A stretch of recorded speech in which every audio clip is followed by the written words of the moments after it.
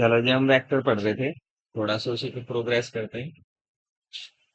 Vector मैंने बता दिया था, फिजिकल क्वांटिटी दो टाइप की हैं, एक स्केलर और एक वेक्टर। स्केलर वो होती हैं जिनमें डायरेक्शन नहीं होती, या उनमें हम डायरेक्शन इंक्लूड नहीं करते। ठीक है, सिर्फ मैग्नीट्यूड का बात करते हैं, और वो सिंपल एल्जेब्रिक मेथड से ऐड भी हो सकती हैं और सबट्रैक्ट भी हो सकती हैं।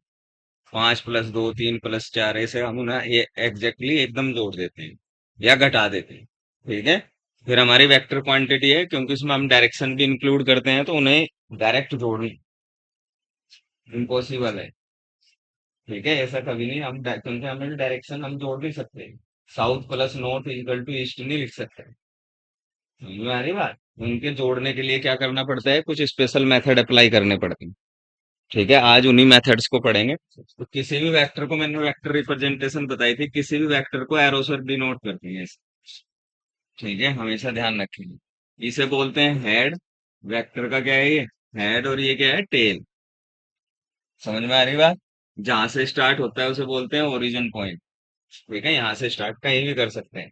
जो इसकी लेंथ है, ये क्या बताता है? मैग्नीट्यूड। वेक्टर का क्या बताएगा ये? मैग्नीट्यूड। और ये जो हेड है, ये जो एरो का निशान है, ये क्या बताएगा? इसकी डायरेक्शन।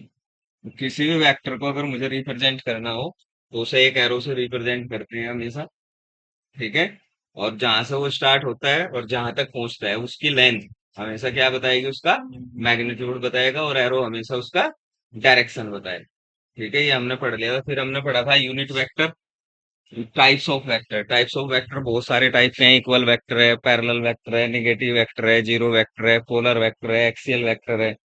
ठीक है, लोकलाइज वेक्टर है, नॉन लोकलाइज वेक्टर है। कल इन पर हमने बात करी थी, और आप इन्हें पढ़ सकते हैं। ठीक है, वो टाइप्स से मुझे ऐसा कोई ज्यादा उसमें है नहीं। फिर हमने पढ़ा था कि भाई हमारा एक कोऑर्डिनेट सिस्टम होता है, जिसे हम एक्स एक्सिस, वाई एक्सिस और जेड एक्सिस, 3D हमारा, ये हमारा जेड एक्सिस है, तो ये एक्स होगा और ये वाई। क्लियर है बात? ऐसा एक, अगर मुझे एक्स की तरफ कोई डायरेक्शन शो करनी है, तो एक यूनिट वेक्टर आई कैप, ये स्टैंडर्ड है, ये कभी नहीं बदलते। वाई की डायरेक्शन में लिखना हो तो जे कैप याद कर लेंगे, और जेड की डायरेक्शन में लिखना हो के कैप। ये थ्री कोऑर्डिनेट सिस्टम ध्यान ही चमकेगा आपको बोर्ड पे। ये ऐसा नहीं होता। जेड जेड ठीक परपेंडिकुलर है, तीनों एक्सिस क्या है? एक दूसरे के परपेंडिकुलर है, म्यूचुअली ऑर्थोगोनल बोलते हैं इसे। क्या बोलते हैं? जब सारी चीजें एक दूसरे के परपेंडिकुलर हो, तो उसे बोलते हैं म्यूचुअली ऑर्थोगोनल। ये एक्सिस क्या है? एक दूसरे के ऑर्थोगोनल है, यहाँ चमकेगा ये कमरे में। ठीक है, जैसे मान लीजिए वो कोणा ओरिजिन है। ठीक है, तो ये जो दीवार के बार बार लाइन जा रही है, ये एक्स एक्सिस है, जो मेरी तरफ इधर आ रही है वाई एक्सिस है, और ये कोणा जो ऊपर जा रहा है, ये क्या है? Z axis. समझ में आ रही बात? तो ये ठीक तीनों एक दूसरे के क्या है? ऐसे लगे हुए हैं। अगर ये एक्स है, ये वाई है, तो ये जेड है। ठीक है, ऐसे ये क्या है इसके? ठीक जेड। लेकिन बोर्ड पे ये वास्तव में बाहर की ओर है, इसे, ये बाहर की ओर आ रहा जेड एक्सिस, ये यहाँ नहीं है जहां बनाया। ठीक है, क्योंकि मैं बाहर की ओर ऐसे थोड़ा ही खड़ा कर दूंगा, इसे कर दूंगा, तो इसलिए आप इसे हमेशा कंसीडर करेंगे ये बाहर की ओर है। ठीक है, आउट ऑफ द बोर्ड है या इनवर्ड ऑफ द बोर्ड है। ठीक है, या तो आउटवर्ड होगा या इनवर्ड होगा, ये ध्यान रखेंगे आप। ठीक है, कभी से यही समझे। हाँ, जब भी 3D की बात आएगी, तो आपने ये रूम कंसिडर करना। एक कोणा ओरिजिन मान लेना। समझ में आ रही बात? एक लाइन इधर एक्स एक्सिस, दूसरी वाई एक्सिस, और तीसरा ये जो खड़ा है उस पर तीसरा कोणा ऊपर, ये क्या है? Z axis. और कोई पॉइंट ये हवा में है, फैन पॉइंट मान सकते हैं आप। फैन को क्या मान सकते हैं? पॉइंट। तो ये यहां से यहां तक जो उसे मिलाएगा, ये उसका पोजिशन वेक्टर है। तो पॉइंट हमेशा स्पेस में होता है। ठीक है, इस खाली स्थान में कहीं, इस पूरे कमरे में कहीं भी पॉइंट लगा सकते हैं। और वहां उस पॉइंट से अगर आप ओरिजिन के बीच का एक वेक्टर खींचेंगे, उसे बोल लेंगे पोजिशन वेक्टर। ठीक है, समझ में आ रही बात? ये बताएगा ओरिजिन के रेस्पेक्ट में उस पॉइंट की पोजीशन क्या है। अगर उस कोऑर्डिनेट लिखने में, मान लीजिए वो पॉइंट पी है, और इसके कोऑर्डिनेट लिखने को वो लिखते हैं एक्स वाई और Z। और ये बनता है उसका पोजीशन वेक्टर, इसे हमेशा आर से डिनोट करते हैं। ठीक है, ये यहाँ नहीं है जैसे आप समझ रहे, ये पॉइंट यहाँ नहीं है, ये तो एक्स वाई प्लेन में हो गया। फिर एक्स वाई प्लेन तो ये है जिसमें तुम बैठे। अगर ये एक्स एक्सिस है मेरा, वो वाई एक्सिस है, तो ये प्लेन कौन सा हो गया? X Y plane. ठीक है, तो ये ध्यान रखेंगे, प्लेन में नहीं है, ये कहाँ है? स्पेस में है, हवा में है पॉइंट। ठीक है। तो ये वहां से वहां तक की दूरी पोजीशन वेक्टर कहलाएगी उसको। ठीक है, समझ में आ गई बात। तो ये यहाँ नहीं है, जैसे बोर्ड पे दिख रहा है ऐसा नहीं है। ठीक है, ये कहीं बाहर की साइड है। क्लियर होगी बात, जैसे रूम में आपको दिख रहा है। हाँ भाई, कहाँ है ध्यान? आपका ध्यान कहाँ है? ठीक है, तो ये ध्यान रखेंगे आप 3D में। और डायरेक्शन अगर मुझे शो करनी है अलोंग एक्स एक्सिस, तो किससे करूंगा? यूनिट वेक्टर आई कैप से। ठीक है, ये स्टैंडर्ड है। जब भी आई कैप ऐसे लिख दे कोई, मान लीजिए ऐसे लिख दिया, तो वो बताएगा नहीं मैं कहाँ हूँ। समझ में आ रही बात? आपको समझना पड़ेगा कि ये एक वेक्टर है जिसका मैग्नीट्यूड 3 है, और उसकी डायरेक्शन अलोंग एक्स एक्सिस है, आई कैप लिखते सार। ये आपके दिमाग में अपने आप आना चाहिए। ठीक है, वो नहीं बताएगा कि मैं एक्स एक्सिस में हूँ या वाई एक्सिस में हूँ या जे एक्सिस में हूँ, जेड एक्सिस में हूँ। क्लियर है?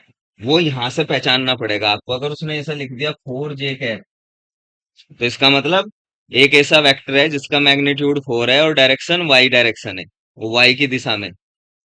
समझ में आ गई बात?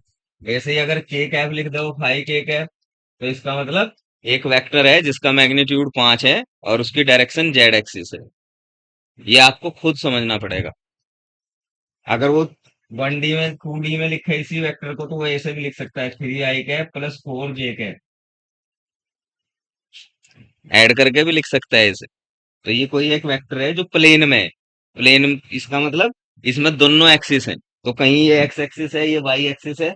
तो ये कहीं पॉइंट ये यहाँ होगा, जिस पे एक्स पे तो वो 3 चला और वाई पे 4 चला। समझ रहे? तो वो पॉइंट प्लेन में है इसका।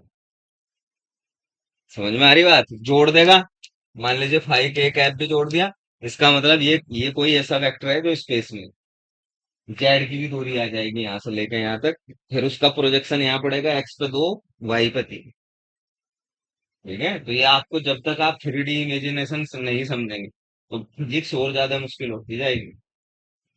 ठीक है, ये 3D में इमेजिन करना नहीं सीख रहे आप, तो फिजिक्स और मुश्किल होती जाएगी।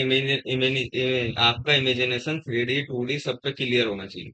अगर वो ऐसा लिख रहा है तो इसका मतलब वो स्ट्रेट में, एक्स के अलोंग है, एक ही लाइन पे चल रहा है, वाई जे के। और ये अगर ऐसा है तो वो 3D वेक्टर है। ठीक है, स्पेस में है। ठीक है, ये बात अलग करेंगे कि ये स्ट्रेट लाइन है क्या है, तो वो अगली बात करेंगे मोशन की। ठीक है, जब मोशन में, फिलहाल ऐसा ही समझो। तो क्लियर है ये कहानी, X axis Y axis Z axis की। समझ में आ गई बात? यहाँ तक क्लियर है सब? तो वेक्टर जो रिप्रेजेंट करते हैं इन्हें बोलते हैं I cap J cap K cap. क्या है? I cap, J cap, K cap are the unit vectors. क्या है ये? यूनिट वेक्टर्स हैं along X axis, Y axis and Z axis. ठीक है भाई? I cap J cap K cap क्या है? Unit vector. तो लिख लो इन बातों को, लिखना चाहो तो कोई दिक्कत नहीं। ठीक है भाई?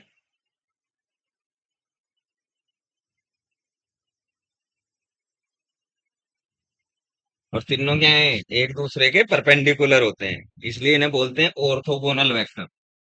ठीक है, क्या बोलते हैं इनका दूसरा नाम? क्या रख दिया? Orthogonal. Orthogonal vector, I cap J cap K cap are orthogonal vectors. ठीक है भाई? तो ये ध्यान रखेंगे आप थोड़ा सा, ये ऐसे हमें इसमें काम करना। क्लियर होगी बात? चलो आगे बढ़ते हैं। तो अब अगर कहीं पोजीशन लिखो, position and displacement vector, position and displacement vector. जैसे कल यूनिट वेक्टर था, इन्हें भी लिखना सीख लो। वैसा आसान है लिखना, कोई बड़ी बात नहीं। ठीक है भाई? डिस्प्लेसमेंट वेक्टर, तो सपोज करो मैं 2D में लिख रहा, पहले किस में लिख रहे? 2D में।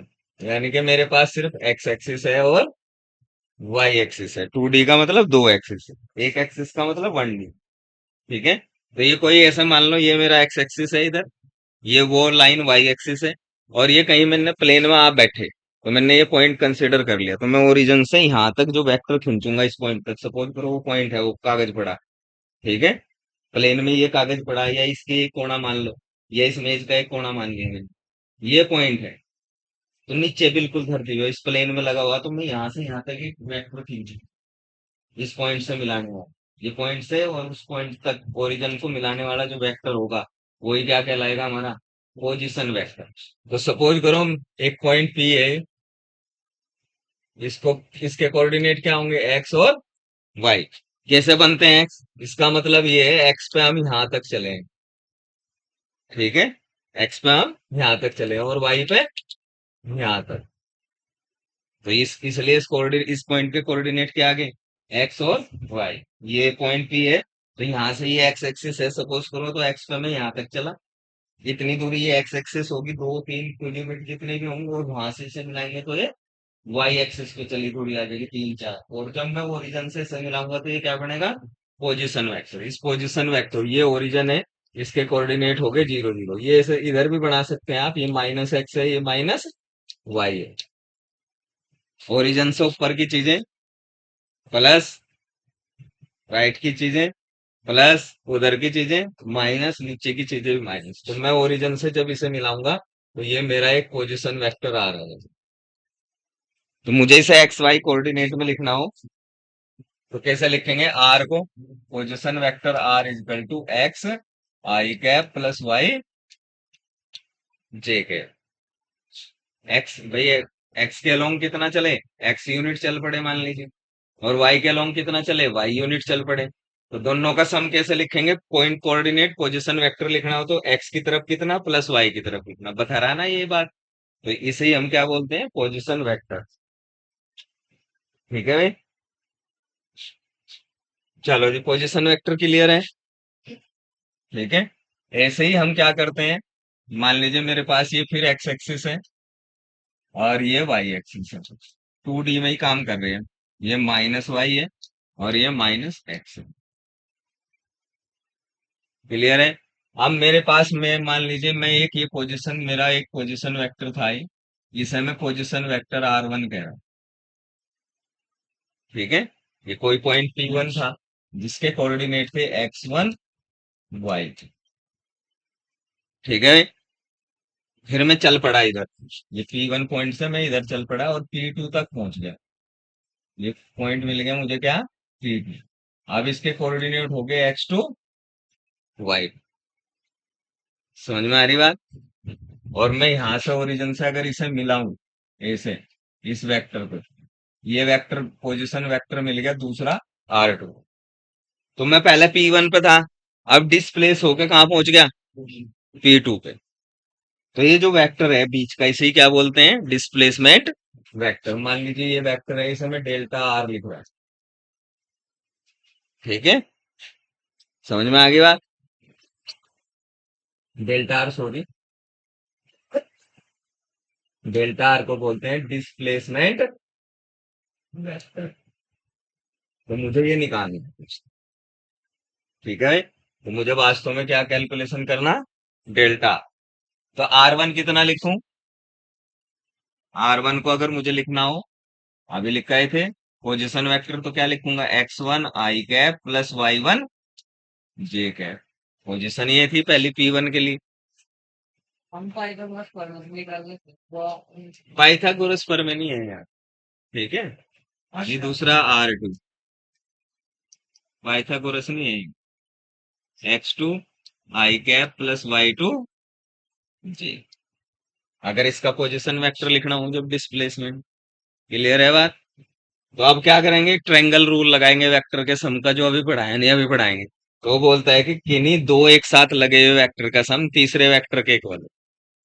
ठीक है, ये वेक्टर एक के बाद एक लगे हुए, इन्हें बोलते हैं सेम ऑर्डर में। वेक्टर अगर सेम एक के बाद एक लगे हों तो उन्हें किस में बोलते हैं, सेम ऑर्डर में। अगर उल्टे लगे हों तो अपोजिट ऑर्डर में। जैसे ये प्लस ये दोनों एक के बाद एक लगे हुए हैं ना इसमें, समझ में आ रही बात। तो ये दोनों सेम ऑर्डर में, तो इन दोनों का सम तीसरे के इक्वल हो। ठीक है, जो अपोजिट ऑर्डर में, वो उल्टा लगा हुआ है, वो इसके बाद नहीं, ऐसे नहीं आया घूम के, वो ऐसे जा रहा है उल्टा तरीके से। ठीक है, तो ये अपोजिट ऑर्डर का वेक्टर है, और ये दोनों सेम ऑर्डर के वेक्टर है। तो बोला है कि दो वेक्टर किसी भी ट्रायंगल में, अगर दो वेक्टर सेम ऑर्डर में लगे हो तो उनका सम हमेशा अपोजिट ऑर्डर में लगे तीसरे वेक्टर के इक्वल होता है। ये क्या बोलता है, ट्रायंगल लॉ लगा देंगे इसमें एडिशन का। तो ये मैंने लिखूं, फ्रॉम फिगर, चित्र से क्या लिख सकते हैं? R1 plus delta R vector that is equal to R2 vector. लिख सकते हैं, अभी दो का सम तीसरे के इक्वल है, अभी पढ़ लेंगे इसे। तो यहाँ से डेल्टा आर कितना बनेगा दोस्तों? Delta R is equal to R2 minus, clear है? तो ये हमारा पोजीशन वेक्टर आ गया, sorry displacement vector. Delta R क्या था हमारा? डिस्प्लेसमेंट वेक्टर कुछ नहीं होगा, इन दोनों पोजीशन वेक्टर का डिफरेंस होगा। तो आर टू क्या लिखा था, अगर इसे मैं कोऑर्डिनेट सिस्टम में लिखूं? R2 X2 I cap Y2 J cap, और R1 कितना है? X1 I कैप Y1, रख दो वैल्यू। तो डेल्टा आर वास्तव में कितना बनेगा, अगर मुझे इसे कोऑर्डिनेट फॉर्म में लिखना है, तो R2 की वैल्यू कितनी है? X2 I cap plus Y2 J cap minus X1 I cap plus Y1, ऐसे लिख सकता हूँ? अरे लिख सकता हूँ या नहीं?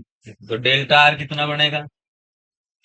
डेल्टा आर बनेगा X2 माइनस X1, ये इसमें से घट जाएगा, आई कैप यहाँ लगा दो, फिर प्लस Y2 माइनस Y1, जे कैप यहाँ लगा दो। लिख सकते हैं? तो हमारा कोऑर्डिनेट फॉर्म में डेल्टा आर इतना बन जाएगा। This is known as displacement vector. इसे ही हम डिस्प्लेसमेंट वेक्टर बोलते हैं, इसे पोजीशन वेक्टर बोलते हैं। क्लियर है? सबको लिख लोगे आप? कोऑर्डिनेट सिस्टम में कोई गड़बड़? अगर इसका मैग्नीट्यूड लिखना हो, सिर्फ मैग्नीट्यूड, तो उसे ऐसे लिखेंगे, डेल्टा आर। आपने पता मैग्नीट्यूड को ऐसे लिखते हैं दो मॉडुलस में, और इसे सिंपली ऐसे भी लिख सकते हैं, डेल्टा आर। ये वेक्टर लगाने की जरूरत नहीं है फिर, ठीक है? और ये किसके इक्वल होगा? ये अभी पता लग जाएगा आपको। ये इक्वल होगा X2 माइनस X1 का square plus Y2 minus Y1 का स्क्वायर,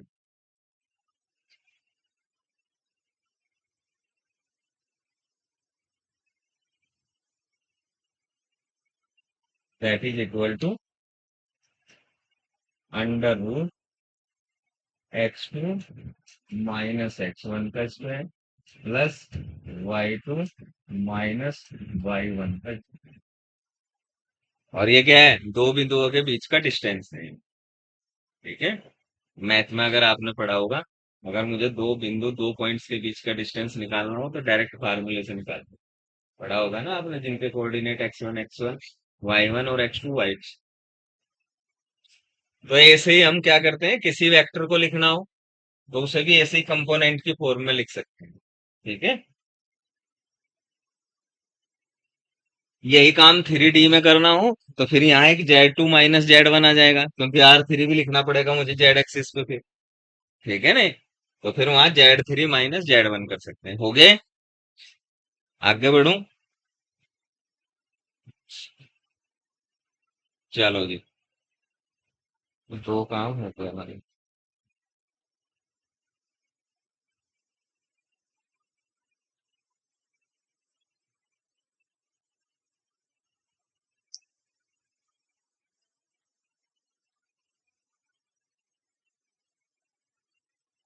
हो गया भाई?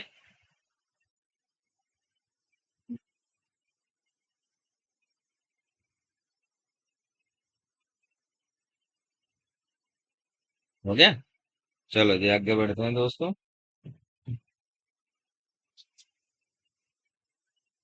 अब हमारा टॉपिक है वेक्टर एडिशन, वेक्टर को जोड़ना और घटाना। वेक्टर एडिशन, पहला एडिशन करना सीखते हैं, ठीक है? ये जरूरी है सीखना, काइनेमेटिक्स पढ़ने के लिए, ठीक है? एडिशन, सब्ट्रैक्शन और मल्टीप्लिकेशन वेक्टर की आनी चाहिए आपको।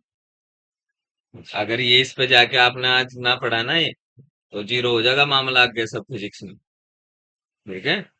बहुत इंपॉर्टेंट चीज है। तो वेक्टर एडिशन करना है, मैंने बताया था वेक्टर को हम एल्जेब्रिकली नहीं जोड़ सकते, नहीं ऐड कर सकते ऐसे ही। देखो 3 I cap plus 5 J cap, आप लिख दो 8 K कैप, ऐसा नहीं कर सकते हैं। समझ में आ रही बात? तो उसके लिए स्पेशल मेथड अप्लाई करने पड़ेंगे। वेक्टर एडिशन के दो मेथड है, ठीक है? वो बाद में पढ़ेंगे, लेकिन पहले कुछ ऐसे फर्स्ट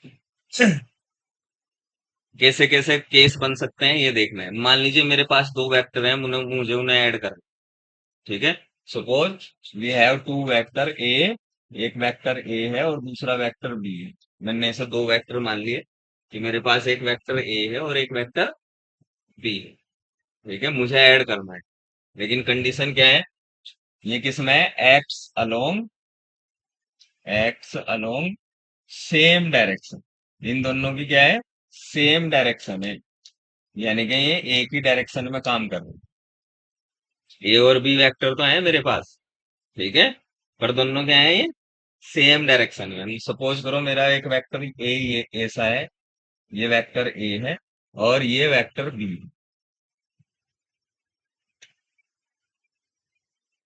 ठीक है।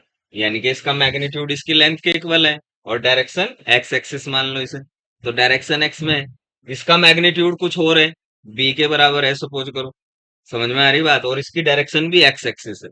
यानी कि दो वेक्टर हैं लेकिन दोनों किस में एक्ट कर रहे हैं, एक ही डायरेक्शन में एक्ट कर रहे हैं, सेम डायरेक्शन में। तो ग्राफिकल मेथड यूज करते हैं, जितनी लेंथ का ये है उतनी लेंथ का एक वेक्टर बना लेते हैं। एडिशन कैसे करेंगे, ये मान लीजिए सपोज करो ए इतनी लेंथ का था, ये मैंने वेक्टर ए बना दिया, तो ये नियम बोलता है कि आप वेक्टर बी का भी इसके सामने इसके हेड से स्टार्ट करो वेक्टर बी को यहाँ, और जितनी लेंथ का है वो खींच दो, तो ये वेक्टर बी खींच दिया। आप क्या करो, आप जितनी ये लेंथ का है एक नया वेक्टर खींच लो यहाँ, ये सब इतनी लेंथ, तो ये जो होगा ये रिजल्टेंट वेक्टर होगा, ये इन दोनों का सम होगा। और सम जब दोनों का सम आए उसे बोलते हैं रिजल्टेंट वेक्टर आर। तो ये वेक्टर आर जो होगा ए प्लस बी, इसकी जो लेंथ होगी वो मैग्नीट्यूड के बराबर होगी, और डायरेक्शन वही होगी जो ए और बी की है। डायरेक्शन क्या होगी, रिजल्टेंट वेक्टर आर की डायरेक्शन वही होगी जो डायरेक्शन किसकी है, वेक्टर ए और बी की है। तो रिजल्टेंट की यानी कि डायरेक्शन ऑफ आर क्या होगी, direction of R is same as vector A and B. ये कब कर सकते हैं इस तरीके से जोड़ना हम वेक्टर का, जब दोनों वेक्टर किसमें हो, सेम डायरेक्शन में। दूसरा मेथड क्या हो सकता है, सेकंड सेकंड कंडीशन क्या हो सकती है, दोनों अपोजिट डायरेक्शन में हो। मान लीजिए वही सपोज मेरे पास एक वेक्टर ए है दोस्तों और दूसरा वेक्टर बी है, फिर क्या करेंगे, both x in opposite direction.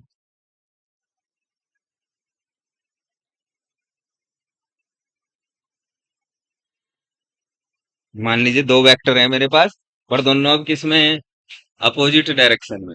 यानी कि मेरे पास सपोज करो एक वेक्टर ए ये है, ये वेक्टर ए है और ये वेक्टर बी।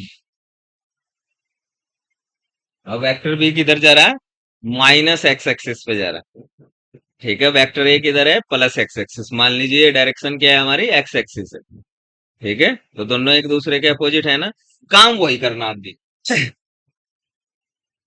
समझ में आ रही बात, क्या करना, ग्राफिकल मेथड कह रहा है कि पहला आप वेक्टर ए खींचिए, ये मैंने वेक्टर ए ड्रॉ कर दिया, ठीक है। फिर कह रहा है यहीं से स्टार्ट करिए, इसी के एरो हेड से, और वेक्टर बी को उसकी डायरेक्शन के साथ ड्रॉ कर दीजिए। तो मैं वेक्टर बी को ड्रॉ करूंगा ऐसे, मान लीजिए ये वेक्टर बी इस पे यहाँ तक आ गया, ये यहाँ तक क्या आ गया, तो ये जो बचा हुआ वेक्टर है यहाँ से लेकर यहाँ तक, ये कहलाएगा रिजल्टेंट वेक्टर आर। ये क्या कहलाएगा, आर। और आर क्या होगा, वेक्टर ए प्लस, और ये अपोजिट डायरेक्शन में है तो अपोजिट डायरेक्शन को माइनस लगा के शो करते हैं। क्लियर होगी बात, क्यों, इसमें इसमें क्या दिक्कत, ये गलत बात है। अभी इसमें कंफ्यूज हो रहे हैं, तो फिर आगे तो तुम बहुत तंग करोगे मुझे, आगे तो इससे भी हार्ड आने वाला है, तो ध्यान से देखो इसे। मैंने कुछ नहीं किया, जैसे उसमें करना है ऐसे ही इसमें करना। हमने क्या करना है, एक वेक्टर ए ड्रॉ करना, उसके हेड से वेक्टर बी ड्रॉ करना उसकी डायरेक्शन के अकॉर्डिंग, ठीक है। तो यहाँ डायरेक्शन क्या थी, आगे की ओर थी, तो वेक्टर आगे की ओर ही खींच दिया था। लेकिन यहाँ डायरेक्शन क्या है, पीछे की ओर, तो चले तो हम उसी हेड से, पर डायरेक्शन किधर है, अपोजिट, तो उसमें ये वेक्टर बी खींच दिया यार, ये वेक्टर बी बना दिया। तो ये अब जो बचा ए का जो लेंथ बच गया, वही क्या है हमारा, रिजल्टेंट वेक्टर आर है। इसे अलग अलग करके भी देख सकते हो कि सपोज करो ये वेक्टर ए था, अब मैं यही हेड से शुरू हो रहा, तो ये वेक्टर बी सपोज करो यहां तक आया, तो ये जो बचा हुआ पार्ट है यही क्या देगा हमारा, रिजल्टेंट आर। समझ में आ रही बात? ऐसे भी अलग अलग करके भी खींच सकते हो आप। पर खींचना कहाँ से है, पहले वाले के हेड से, चाहे वो डायरेक्शन सेम में जाए चाहे डायरेक्शन अपोजिट में जाए। क्योंकि ये अपोजिट डायरेक्शन में इधर वाला मैंने प्लस एक्स एक्सिस मान रखा, तो जब इधर चलेंगे ये किसकी तरफ जा रहा, माइनस एक्स की। तो मुझे इसका मतलब जब मैं इसे डायरेक्शन के साथ जोड़ूंगा तो प्लस बी की बजाय क्या लिखना पड़ेगा, माइनस बी। वो मैंने लिख दिया। तो आर कितना बनेगा, आर वेक्टर यानी कि रिजल्टेंट वेक्टर क्या बनेगा इन वेक्टर्स का, ए माइनस, तो रिजल्टेंट वेक्टर क्या होगा, दोनों का सबट्रैक्शन हो जाएगा, वेक्टर ए से वेक्टर बी को घटा देंगे। ठीक है भाई, क्लियर है ये बात? तो ये मैंने थोड़ा सा आपको ग्राफिकल मेथड बताया। अभी क्या हो रहा था, या तो वो पैरेलल थे या वो एंटी पैरेलल थे। जब वो पैरेलल हैं, एक दूसरे के सेम डायरेक्शन में है, तो इनके बीच एंगल कितना है, ये भी ध्यान मुझे ये बताना तुम्हें जरूरी। अब ये एक दोनों है तो ये एंगल कितना है इनके बीच, 180 नहीं, जीरो। जब सेम डायरेक्शन में हो तो जीरो। ठीक है, अब एक वेक्टर ये ए इधर जा रहा है और बी इधर जा रहा है, तो ये क्या, ये एंगल कितना बनेगा अब, 180 डिग्री। समझ में आ रही बात? तो ये ध्यान रखेंगे, ये तो नहीं मैं कह सकता हूं कि जब उनके बीच एंगल जीरो होगा, समझ में आ रही बात, तब सिंपली दोनों ऐड हो जाएंगे, रिजल्टेंट उन दोनों का वेक्टर सम होगा। ठीक है, और जब एक 180 डिग्री होगा तो उनके डिफरेंस के इक्वल होगा रिजल्टेंट। क्लियर है बात? तो ये आपको ध्यान रखना है थोड़ा सा। अब तीसरा कंडीशन क्या बनता है, जब किसी एंगल पर लगे हुए। ठीक है, अब मान लीजिए सपोज करो तीसरा केस क्या है कि ये वेक्टर ए है और ये वेक्टर बी है, या ऐसे बना दूं, यहीं से कहीं से बना सकते हैं, और इनके बीच एंगल कितना है, थीटा। अब ये किसी 180 और जीरो एंगल पे नहीं है, ये जर्नल केस है, वो किसी एंगल थीटा पे एक्ट कर रहे हैं, तो तब फिर एडिशन कैसे करेंगे? समझ में आ गई बात? अरे समझ रहे तीसरा केस क्या है, कि भाई पहला केस तो यह था कि वो जीरो एंगल में एक सेम डायरेक्शन में एक्ट करते हैं, या फिर वो अपोजिट में एक्ट करते हैं। तीसरा क्या हो सकता है, वो किसी एंगल पे हो ऐसे, वो ना ऐसे हो ना ऐसे हो एक दूसरे के। समझ में आ रही बात? अब क्या है, वो किसी एंगल थीटा पे एक्ट कर रहे। तो अब तीसरा केस कंसिडर करेंगे, वैन वेक्टर ए। अभी हम दो वेक्टर का एडिशन सीख रहे, तीसरे का नहीं सीख रहे। कितने का सीख रहे, दो वेक्टर का। When A and B acts at an angle theta, angle theta, जब वो थीटा पे हो। ठीक है, तब क्या करते हैं, तब एडिशन करने के दो मेथड है। कितने मेथड है, दो। दो लो है। ठीक है, इन्हें एडिशन लो बोलते हैं। तब हम क्या फॉलो करते हैं, दो एडिशन लो को फॉलो करते हैं। एक होता है हमारा ट्रायंगल लो। ठीक है, triangle law of addition, clear है। और दूसरा होता है हमारा पैरेललोग्राम।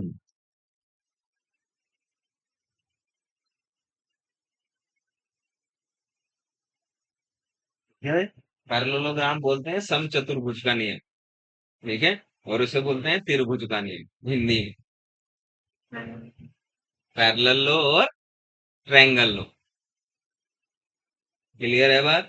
दो नियम से हम काम करते हैं, दोनों एक ही है। दोनों क्या है, एक ही नियम है, अलग अलग नहीं है। दोनों का रिजल्ट एक ही आता है। तो सबसे पहले हम पढ़ते हैं ट्रायंगल लो।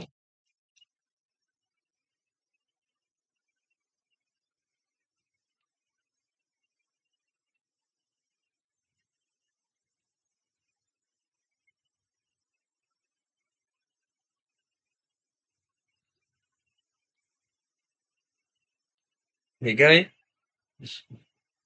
सपोज करो मेरे पास दो वेक्टर ए और बी है। ठीक है, तो मेरे पास सपोज करो एक वेक्टर ये ए ही है।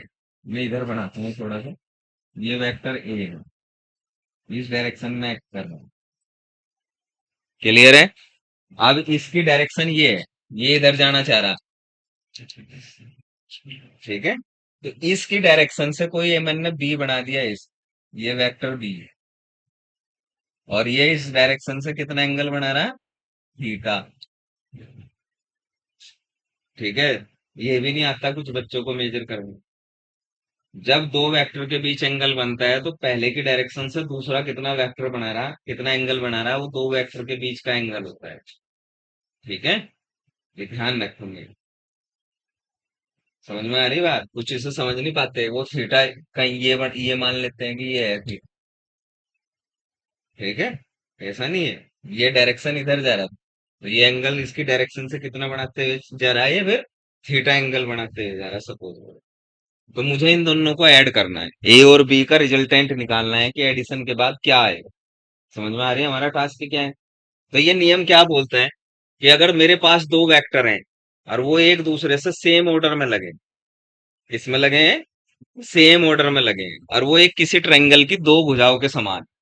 ठीक है, किसी ट्रायंगल की क्या है, दो भुजाएं या दो साइड के समान।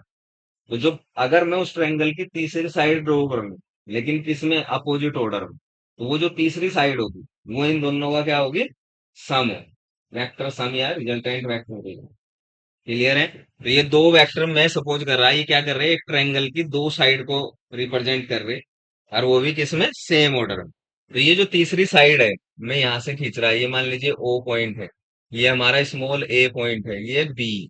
तो जो तीसरी साइड है, अगर मैं उसे अपोजिट ऑर्डर में ड्रॉ कर लूं और वो एक ट्रायंगल फॉर्म करें, इसे बन गया ना ट्रायंगल, तो ये जो तीसरी साइड होगी जो अपोजिट साइड में अपोजिट ऑर्डर में लगी, ये क्या करेगी, इन दो वेक्टर का सम को रिप्रेजेंट करेगी। क्लियर है बात? सिंपल सी थ्योरी है। यही नियम है ट्रायंगल का, कि भाई तीसरी साइड क्या रिप्रेजेंट कर रही, लेकिन वो कैसी होनी चाहिए, अपोजिट ऑर्डर।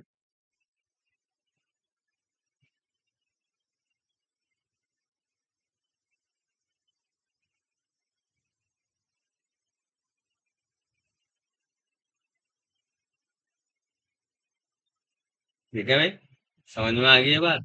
सिंपल सिंपल हम क्या करेंगे, पहले वेक्टर ए को ड्रॉ कर लेंगे, फिर वेक्टर बी को थीटा एंगल पर ड्रॉ कर लेंगे, ए से दोनों को सेम ऑर्डर में लगा लेंगे, और फिर एक तीसरा वेक्टर ट्रायंगल बनाने के लिए तीसरा वेक्टर खींचेंगे, जो अपोजिट ऑर्डर में होगा वो तीसरा वेक्टर ही उन दो वेक्टर का क्या होगा, सम होगा। इस नियम से सिर्फ यही पता लगा, ठीक है, कि भाई आर जो है वो ए प्लस बी होगा, पर ये आर होगा कितना, अगर मुझे निकालना हो, ये 5 है, 10 है, 20 है, 50 है, तो ये कैसे निकालना है? तो अब हमारा टास्क है आर का मैग्नीट्यूड निकालना है, कि आर का मैग्नीट्यूड कितना है और ये किस डायरेक्शन में होगा। ये डायरेक्शन क्या होगी, ये इधर जा रहा है ना, तो ये डायरेक्शन क्या होगी, जितना ये एंगल बनेगा इतने ही तो एंगल पर रहेगा ये। तो इसकी डायरेक्शन को कौन रिप्रेजेंट करेगा, ये वाला एंगल, ये वाला नहीं, ये तो ए और बी के बीच का एंगल है। तो ये क्या करेगा, मान लीजिए ये एंगल एल्फा है, तो एल्फा एंगल क्या देगा हमारा, डायरेक्शन किसकी, magnitude of, O sorry, resultant vector R की। ठीक है, और मैग्नीट्यूड क्या होगा, ये कितनी लंबाई का होगा, ये भी तो निकालना पड़ेगा हमें। समझ में आ रही बात? तो उसके लिए क्या करता हूं मैं, मान लीजिए मैं यहां से एक परपेंडिकुलर ड्रॉ कर रहा, ये मैंने एक परपेंडिकुलर ड्रॉ कर दिया। ठीक है, तो ये ए है, ये बी है, ये मान लीजिए सी वेक्टर है, सी पॉइंट है। ठीक है, मैंने यहाँ तक इस लाइन पे क्या किया, इस लाइन को आगे बढ़ाया इसे, और इस लाइन पे यहाँ एक ये परपेंडिकुलर ड्रॉ कर दिया, तो ये एंगल कितना आ गया हमारा, जब भी कोई परपेंडिकुलर ड्रॉ करते हैं तो वो एंगल कितना होता है, 90। आपको इतनी नॉलेज है, ठीक है भाई? समझ में आ गई बात? तो अब मुझे, ये तो मुझे पता, यहाँ से लेकर यहाँ तक की लंबाई, ये ए वेक्टर है ना मेरा, यस और नो, ये ए वेक्टर है यहाँ पे। तो ये लंबाई जो यहाँ से यहाँ तक की ये लंबाई है, जो मैं रेड कलर से कर रहा अभी, ये कितनी है, ये ए के मैग्नीट्यूड के बराबर है। कितनी है ये, ए के मैग्नीट्यूड के इक्वल है। अब मुझे ये और निकालनी है, तो ये मुझे पता है ये एंगल कितना है यहाँ से यहाँ तक, थीटा। तो मैं यहाँ formula sine theta cos theta use कर सकता हूँ, कर सकते हैं नहीं? तो यहाँ अगर मैं साइन थीटा लिखूं, किसमें, इस ट्रायंगल में, सिर्फ इतना ट्रायंगल ले रहा है जो मैं व्हाइट से बना रहा ना, इस ट्रायंगल का नाम क्या है, ए बी सी। तो इन ट्रायंगल, ऐसे ट्रायंगल का साइन ये होता है दोस्तों, ऐसे बनाते हैं ना, in triangle A B C, तो साइन थीटा की वैल्यू निकाल लो, क्या होगी? साइन थीटा इक्वल टू क्या होता है? ठीक है, परपेंडिकुलर अपॉन हाइपोटेनियस। ठीक है, यही तो होता है। परपेंडिकुलर बोलते हैं लंब, लंब बटे कारण। हिंदी वाले सुन लो। तो लंब कितना है इसमें? थीटा के सामने का ये लंब हो, और 90 के सामने का ये कर्ण हो, और जो ये बचा है क्या हो? आधार। ठीक है, यानी कि ये हमारा क्या है? परपेंडिकुलर है, ये बेस है, आधार को बेस बोलते हैं, और ये हाइपोटेन्यूज। क्लियर होगी बात यहाँ तक? अरे है या नहीं? तो ये थीटा है एंगल हमारा। तो साइन थीटा किसके बराबर होगा? Perpendicular upon hypotenuse. परपेंडिकुलर कितना है? बीसी। है या नहीं? समझ में आ रही बात? और हाइपोटेनियस कितना है? अरे बताओ। A B. क्लियर हो गया? तो यहां से बीसी कितना बनेगा? मुझे तो बीसी चाहिए। A B sine theta. और ए बी किसके इक्वल है? वेक्टर बी की लेंथ के बराबर। तो मैं लिख सकता हूँ, मान लीजिए उसका मैग्नीट्यूड मैंने मान लिया बी, तो इसे लिख सकता हूँ बी साइन थीटा। तो ये वाली जो लाइन है ये कितनी बनेगी हमारी? इसकी लेंथ जो होगी, इस परपेंडिकुलर की लेंथ कितनी होगी? B sine theta. इसे कोई दिक्कत यहाँ तक? अब मुझे इसे निकालना आधार को। तो आधार के लिए क्या करूं मैं?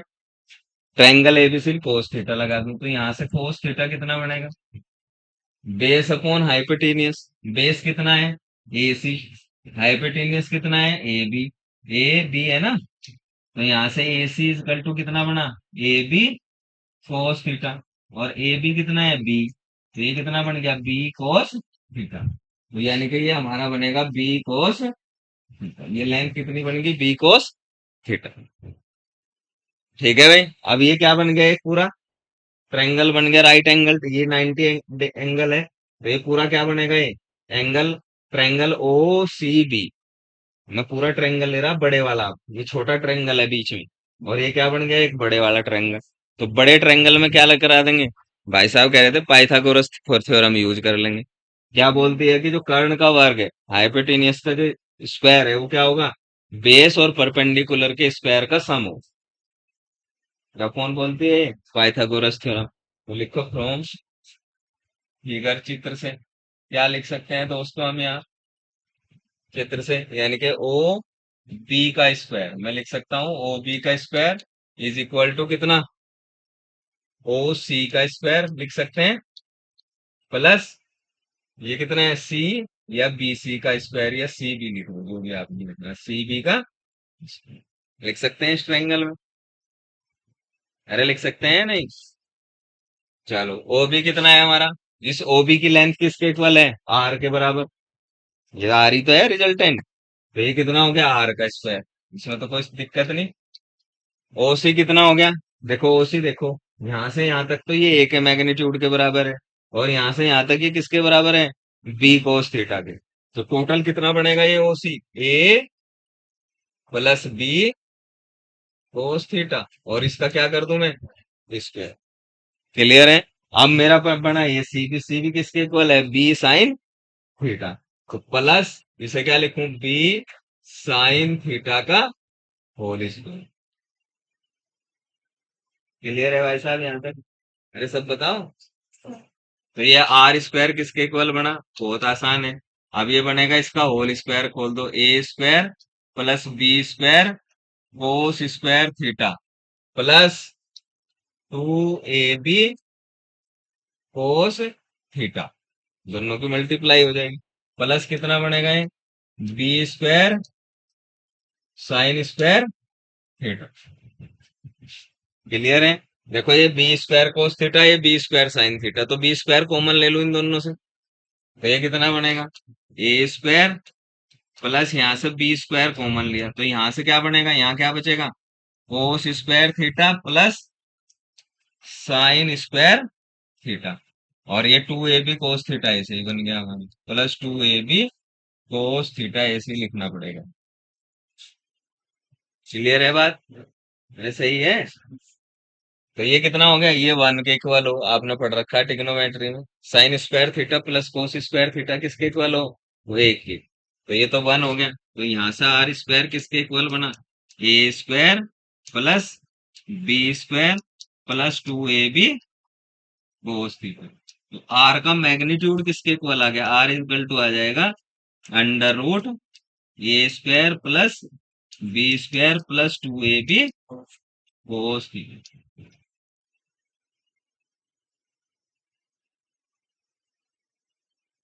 क्लियर है कहानी? चलो आगे बढ़ते हैं। उतारना साथ साथ था ये। ठीक है, आगे समझ में। टाइम नहीं है इसमें क्लास में इतना। अब मुझे क्या करना है? ये अल्फा निकालना। भाई मुझे तो डायरेक्शन भी तो निकालनी है आर की। डायरेक्शन ऑफ आर क्या होगा? ये तो मैग्नीट्यूड आ गया। ये इतनी अगर मुझे लेंथ निकालनी हो, ये कितनी लेंथ का है, वेक्टर आर कितनी लेंथ का है, तो वो कैसे निकालूंगा? मैं इसके मैग्नीट्यूड का स्क्वायर करूंगा, ए के बी के मैग्नीट्यूड का स्क्वायर करूंगा, फिर 2ab और जो उनके बीच का एंगल है उसे यहाँ रखूंगा और उसका अंडर रूट लूंगा। तो जो वो आएगा वही लेंथ का वेक्टर होगा, कौन? आर। ठीक है, इसका मीनिंग ये।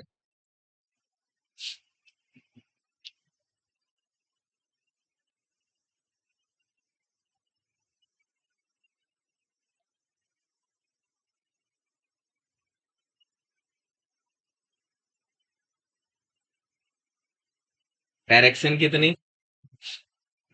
टेन अल्फा लिख दूं?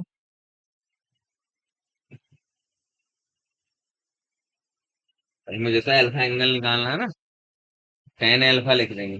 टेन अल्फा बराबर क्या होगा? टेन की टेन थीटा इजकल टू क्या हो? Perpendicular upon base. परपेंडिकुलर कौन है? ये रहा। और बेस कौन है? यहाँ से लेके यहाँ तक है। बेस यानी कि मैं लिख सकता हूँ परपेंडिकुलर बीसी अपॉन ओसी। ठीक है, बीसी कितना है? B sine theta. और ओसी कितना है? A plus B cos. तो टेन अल्फा की वैल्यू यही है। Tan alpha is equal to B sine theta upon A plus B cos theta. तो अल्फा कितना मिलेगा? इसे इनवर्स में लिख देते हैं। इसे लिखने का तरीका ये है, tan inverse B sine theta upon A plus B कोस।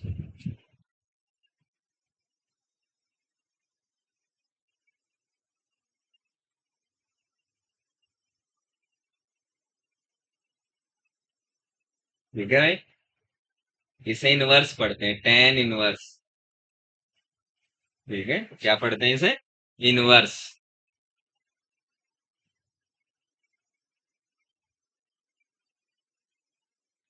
देखा?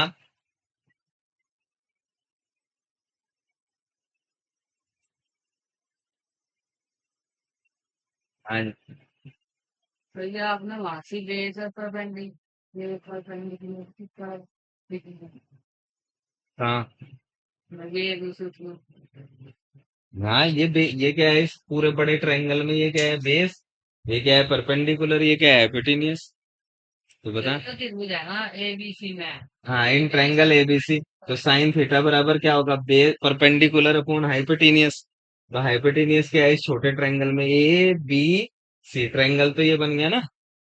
तो इसमें परपेंडिकुलर कौन है? B C. और हाइपोटेनियस कौन है? A B. कह रहा आपने इक्वल कैसे लिया ये बेस और परपेंडिकुलर। इक्वल कहाँ लिया मैंने? वो आपने इसे बी में रखा और इसे बी में किसे बी मान ए रखा? सी भी बराबर भी है अरे सी भी बराबर भी है। सी बराबर बी? सी भी हाँ। पड़ती ये ये भी है और ये सी बी भी नहीं है, ये बी कोस थीटा है। ये नहीं, ये गलत लिखा हुआ है, ये बी कोस थीटा है। ये हमने इसका मैग्नीट्यूड निकाला तो ये कितना है? B cos theta. इसकी लेंथ निकाल ली तो कितनी आई? है। B sine. ठीक है, बी नहीं, बी तो ये वेक्टर है। ये यहाँ से लेके यहाँ तक कौन सा वेक्टर है?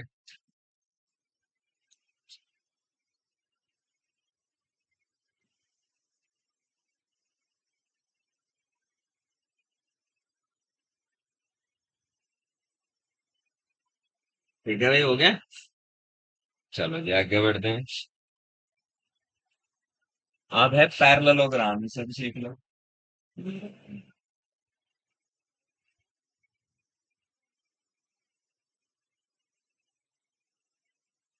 पैरेललोग्राम से कैसे जोड़ते हैं वेक्टर्स को, ये भी बहुत यूज होता है।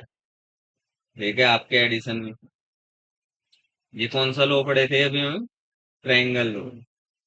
ठीक है, अब किससे जोड़ना सीखेंगे, रिजल्ट सेम आएगा, रिजल्ट में कोई गड़बड़ नहीं है, एडिशन बदल थोड़ा ही जाएगा, आर का वैल्यू बदल जाएगा थोड़ा ही, और मेथड दूसरा है। ये सिर्फ क्या डिफरेंस है, ये ट्रायंगल लो का दूसरा रूप है। ठीक है, ये ट्रायंगल लो का ही क्या है, दूसरा रूप है, सेम। बस क्या करते हैं, मान लीजिए मेरे पास सपोज करो ये वेक्टर ये था पहले, ये इधर वेक्टर ए था। ठीक है, अब ये वेक्टर ए है, और वेक्टर बी कितने एंगल पे है, थीटा पे। अब दोनों को एक ही जगह से स्टार्ट करते हैं, ये मेरा वेक्टर बी है, और ये इनके बीच का एंगल कितना है, थीटा। तो पैरेललोग्राम लोग में क्या करते हैं, दोनों वेक्टर को एक जगह से स्टार्ट करते हैं, वहां क्या करते हैं एक के बाद एक। समझ में आ रही बात? यहाँ क्या करते हैं, दोनों को को इनिशियल वेक्टर बना लेते हैं, एक ही जगह से स्टार्ट होते हैं, इतना ध्यान रखना। ये दिमाग में जो बोल रहा है ना, शब्दों पे ध्यान देना। जब हम आगे न्यूटन लो या कुछ और करेंगे तो ये आपको सीखना पड़ेगा। ठीक है, ये बहुत सारे काम आएगा। ठीक है, ऐसे ही नहीं पढ़ा रहा है इस समय। तो ये क्या होगा, ये एंगल क्या होगा, थीटा। अब पहले क्या कर रहे थे, ट्रायंगल लो कह रहा है कि एक वेक्टर लो और उससे उसकी डायरेक्शन से दूसरा वेक्टर लो, थीटा सेम ऑर्डर में लगाओ। और इसे मान लो कि ये क्या करते हैं, ट्रायंगल की दो साइड को रिप्रेजेंट करते हैं, एडजेसेंट साइड्स को रिप्रेजेंट करते हैं। सब कोई अगर अपोजिट ऑर्डर में एक तीसरी साइड ड्रॉ करोगे इसकी, वही क्या देगी, इन दोनों का सम देगी। ये क्या बोलता है पैरेललोग्राम लोग, कि आप अगर दो वेक्टर क्या करते हैं, एक पैरेललोग्राम के एडजेसेंट साइड्स को रिप्रेजेंट करते हैं, तो जो उनका रिजल्टेंट होगा वो क्या होगा, इस पैरेललोग्राम का डायगोनल होगा, विकर्ण होगा। ठीक है, तो मुझे क्या करना पड़ेगा, इस ए के पैरेलल में क्या करूंगा, एक वेक्टर ए ड्रॉ कर लूंगा। ये अपनी मन से करेंगे तो क्या ये एक पैरेललोग्राम बन गया, इस वेक्टर बी के इक्वल ये भी वेक्टर बी ही बन गया। समझ में आ रही बात? तो जो अब ये डायगोनल होगा, ये इन दोनों को मिलाने वाला जो डायगोनल होगा ये आर होगा, R is equal to A plus.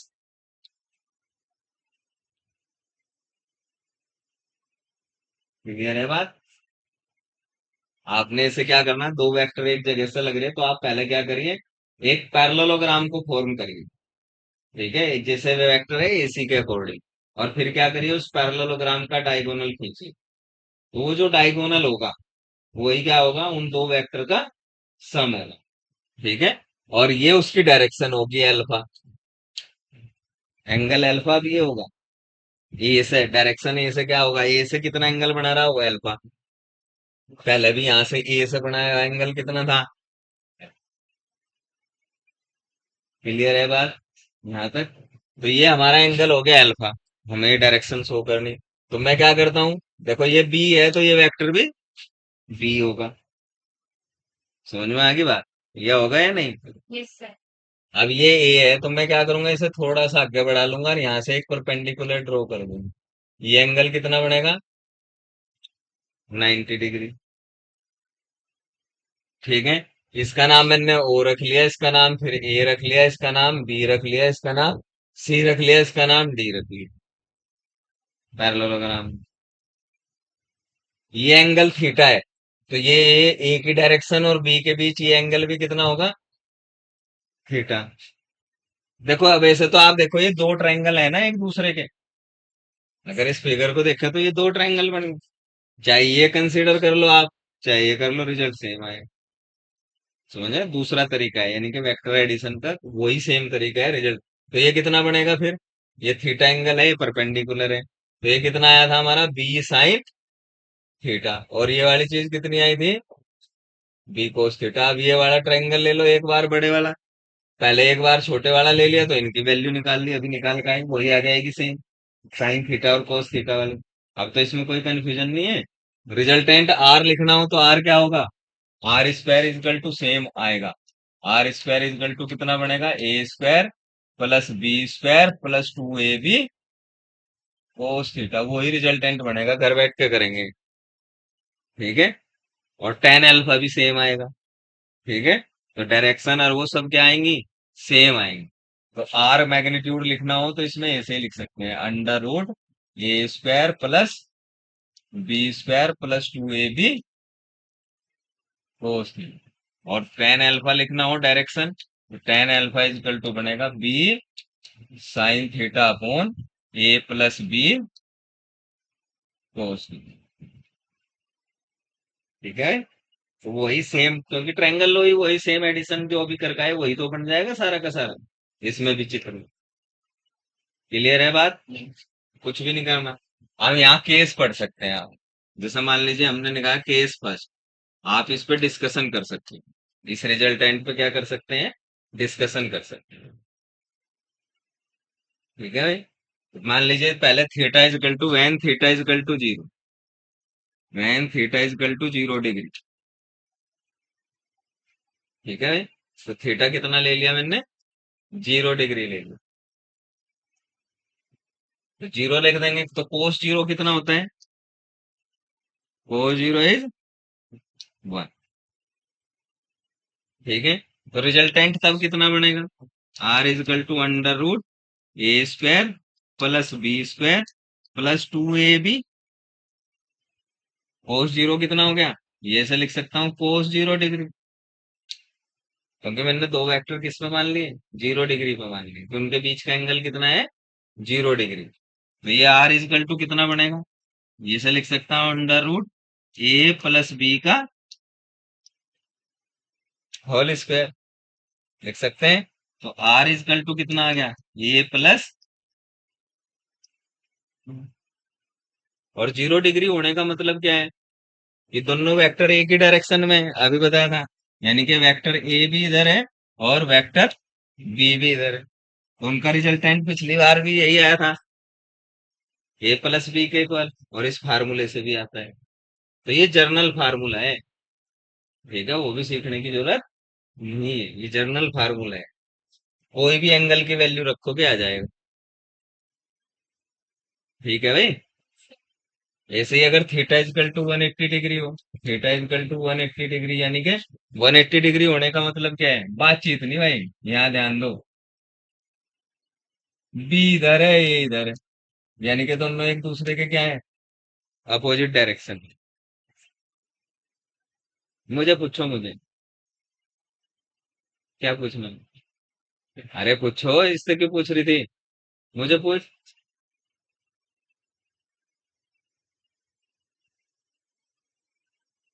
ठीक है भाई, बातचीत नहीं करो आपस में, बातचीत बहुत घातक है।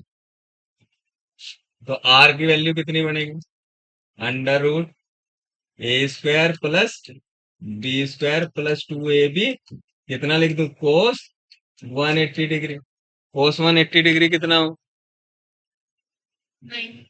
-1। ठीक है, ध्यान रखें कोस पाई की वैल्यू माइनस। तो आर इजकल टू कितना बनेगा, under root A square plus B square -2ab। ठीक है भाई, तो ये कितना आ जाएगा, आर, आर इजकल टू बनेगा ए माइनस।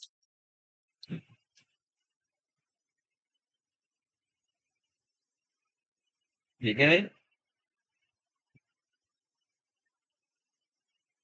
तो ये भी हम निकाल चुके पहले, दो अपोजिट वेक्टर हो तो ऐसा ही रिजल्ट आया था या नहीं। ठीक है, अब मान लीजिए थीटा 90 डिग्री है, थर्ड केस में 90 डिग्री का मतलब क्या है, यानी कि अगर ये ए वेक्टर है तो ये वेक्टर बी एक दूसरे से कितने एंगल में है, 90 डिग्री। समझ में आ रही बात, हाँ जी ठीक है ये। तो 90 डिग्री पे जब एक दूसरे के परपेंडिकुलर है, 90 डिग्री का मतलब दो वेक्टर एक दूसरे के क्या है, परपेंडिकुलर है, तो फिर कैसे करेंगे, 90 कोस 90 कितना है, कोस 90 इज इक्वल टू 0, और रिजल्टेंट कितना बनेगा, R is equal to under root A square plus, बाकी सब 0 हो जाएगा। तो ये आपको वेक्टर एडिशन में ध्यान रखना। तो ये था वेक्टर एडिशन, अब सीखते हैं सबट्रैक्शन। ठीक है, हटा दो इसे, कर लिया है।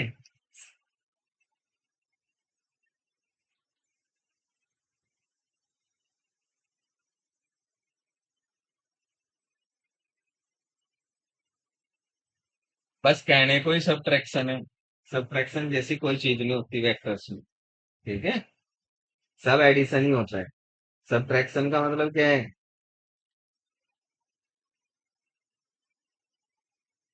बताओ। सब्ट्रैक्शन होने का मतलब क्या है? डायरेक्शन को अपोजिट करना। मान लीजिए दो वेक्टर हैं मेरे पास, ए और B. Suppose we have two vectors A and B. मेरे पास ये दो वेक्टर हैं और मुझे ए से बी को सब्ट्रैक्ट करना है। ठीक है। समझ में आ रही बात? तो मैं क्या लिख सकता हूँ? आर वेक्टर, इनका रिजल्टेंट कैसे लिख सकता हूँ? Vector A minus of vector B. या ऐसे ऐसे भी तो लिख सकता हूँ, vector A plus vector of minus B. इसमें और इसमें कोई डिफरेंस है? तो इसका मतलब ये है कि जब वेक्टर, जो वेक्टर बी पहले जिस डायरेक्शन में चल रहा था, हमें क्या करना? उसका उल्टा डायरेक्शन में रिजल्टेंट निकाल लो आप। तो क्या बन जाएगा? सब्ट्रैक्शन बन जाएगा। जैसे ट्रायंगल लो ही लगाना हो। पहले क्या था कि ये मेरे पास एक वेक्टर ये था, समझो बात, इस डायरेक्शन में। और वेक्टर बी क्या था? इससे थीटा डायरेक्शन, ये इसकी डायरेक्शन होगी वेक्टर ए की। मैंने ट्रायंगल लो के लिए वेक्टर बी ऐसे बना दिया था, दिस इज वेक्टर बी। और ये एंगल बीच का कितना था? थीटा। ये बी पॉजिटिव था। ठीक है। अब मैं क्या करूं? इसे उल्टी डायरेक्शन में, ठीक इसके पीछे क्या होगा? इतना ही ऐसा ही वेक्टर खींच दूं तो ये क्या बनेगा? माइनस बी बनेगा या नहीं? और मैंने क्या किया था? इसके अपोजिट वेक्टर में ये बना दिया था। ये क्या देगा इन दोनों का resultant? R. R is equal to कितना होगा? A vector A plus of minus B देगा या नहीं? अब रिजल्टेंट यहाँ नहीं है, रिजल्टेंट ऐसे बनाया था दोनों वेक्टर। सब्ट्रैक्शन में बी के ठीक जस्ट अपोजिट खींचो और रिजल्टेंट ए से बी देखो, ये एक के बाद एक लगे हुए दोनों वेक्टर, और तीसरा क्या है उसका सम है। तो ट्रायंगल लो लग सकता है। लेकिन अब एक ही डायरेक्शन से एंगल ये बनेगा, ये वाला। ये नहीं बनेगा थीटा। थीटा किसके बीच का एंगल है? बी और ए की डायरेक्शन। माइनस बी और ए की डायरेक्शन के बीच एंगल कौन सा है? ये वाला। है या नहीं? भाई ए की डायरेक्शन तो ये रही और उस बी की डायरेक्शन ये रही, तो दोनों के बीच एंगल कितना ये? अगर ये थीटा है तो ये कितना होगा? 180 माइनस थीटा। क्योंकि ये टोटल स्ट्रेट लाइन है, 180 का एंगल बना है। क्लियर है? तो रिजल्टेंट के ये ट्रायंगल लो ही तो बन गया। और ट्रायंगल लो का रिजल्टेंट कितना हो? R is equal to under root A square plus B square plus 2ab cos theta. अब कोस थीटा की बजाय क्या लिख दो यहाँ? 180 माइनस एंगल ही तो लिखना है। और कोस 180 माइनस थीटा कितना होता है? Minus cos theta. ठीक है। तो आर इजकल टू कितना बना resultant? Under root A square plus B square minus 2ab cos theta. तो ये डिफरेंस कर लेंगे। ठीक है, जब हम अपोजिट डायरेक्शन में काम करें, इसे सब्ट्रैक्शन बोलते है। तो वही है जो उसमें कर रहे हैं। बस एंगल ही तो चेंज करने हैं हमें और डायरेक्शन चेंज करनी। अब हम जो, अगर ए और बी को घटाना है, तो जिसमें से जिसको घटाना है उसे हम माइनस वेक्टर की तरह ट्रीट कर लेंगे, उसकी डायरेक्शन अपोजिट कर लेंगे पहले। जो बी में इधर जा रही है, मान लीजिए जो कह रहा है डायरेक्शन में है, तो माइनस बी जस्ट क्या होगी उसके?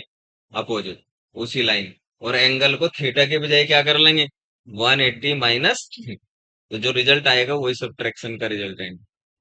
टेन अल्फा लिखना हो, मान लीजिए ये एंगल कितना बन रहा है? ये ए है, ए की डायरेक्शन से ये एंगल कितना बना रहा हो? अल्फा। तो टेन अल्फा कितना बनेगा ए की डायरेक्शन से एंगल? वही बी साइन थीटा। तो बी साइन 180 माइनस थीटा लिखना पड़ेगा अब, है ना? प्लस ए प्लस बी कोस 180 माइनस।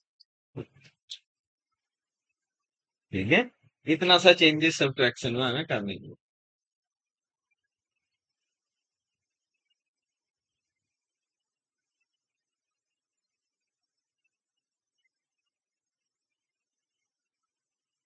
ठीक है भाई।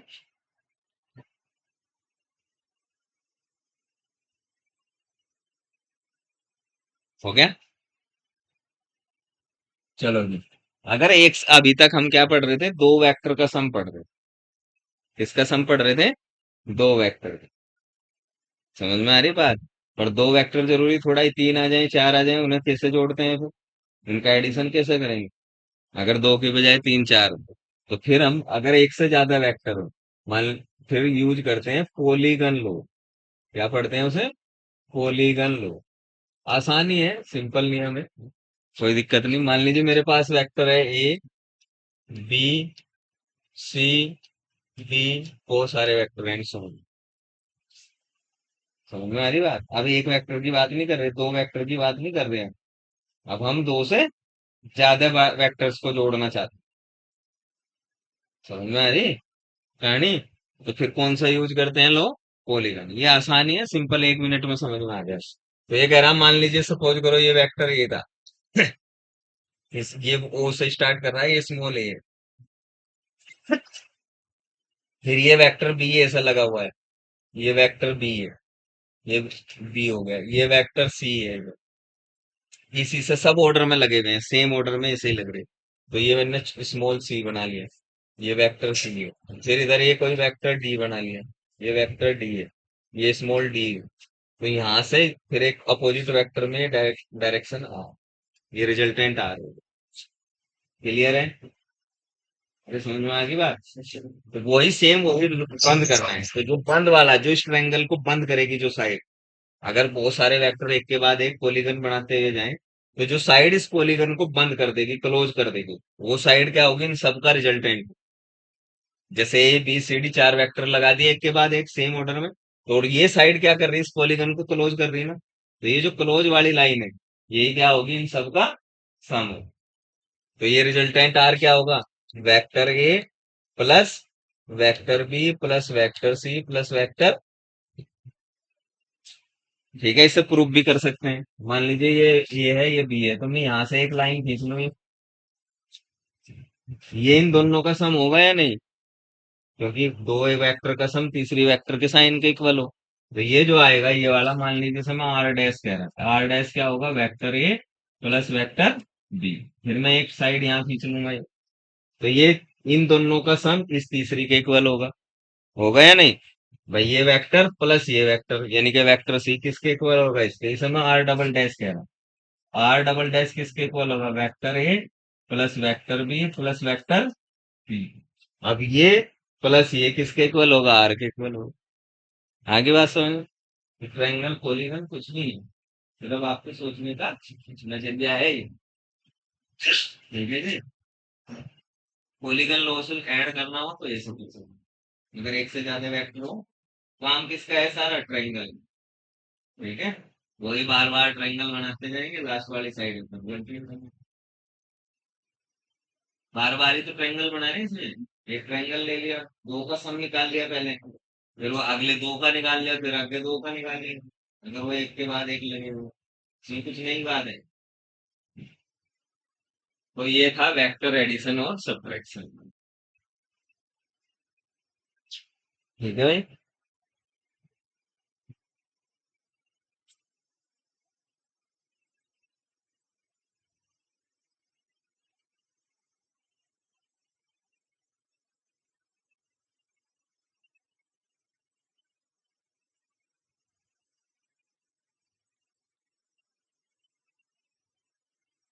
चलो आगे, हो गए?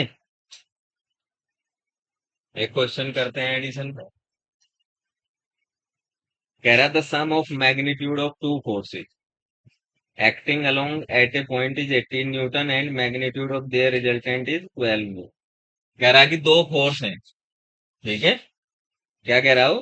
कि मेरे पास दो फोर्स हैं, उनका जो सम है, ठीक है, magnitude of two forces, sum of magnitude of two forces acting at a point is 80 Newton.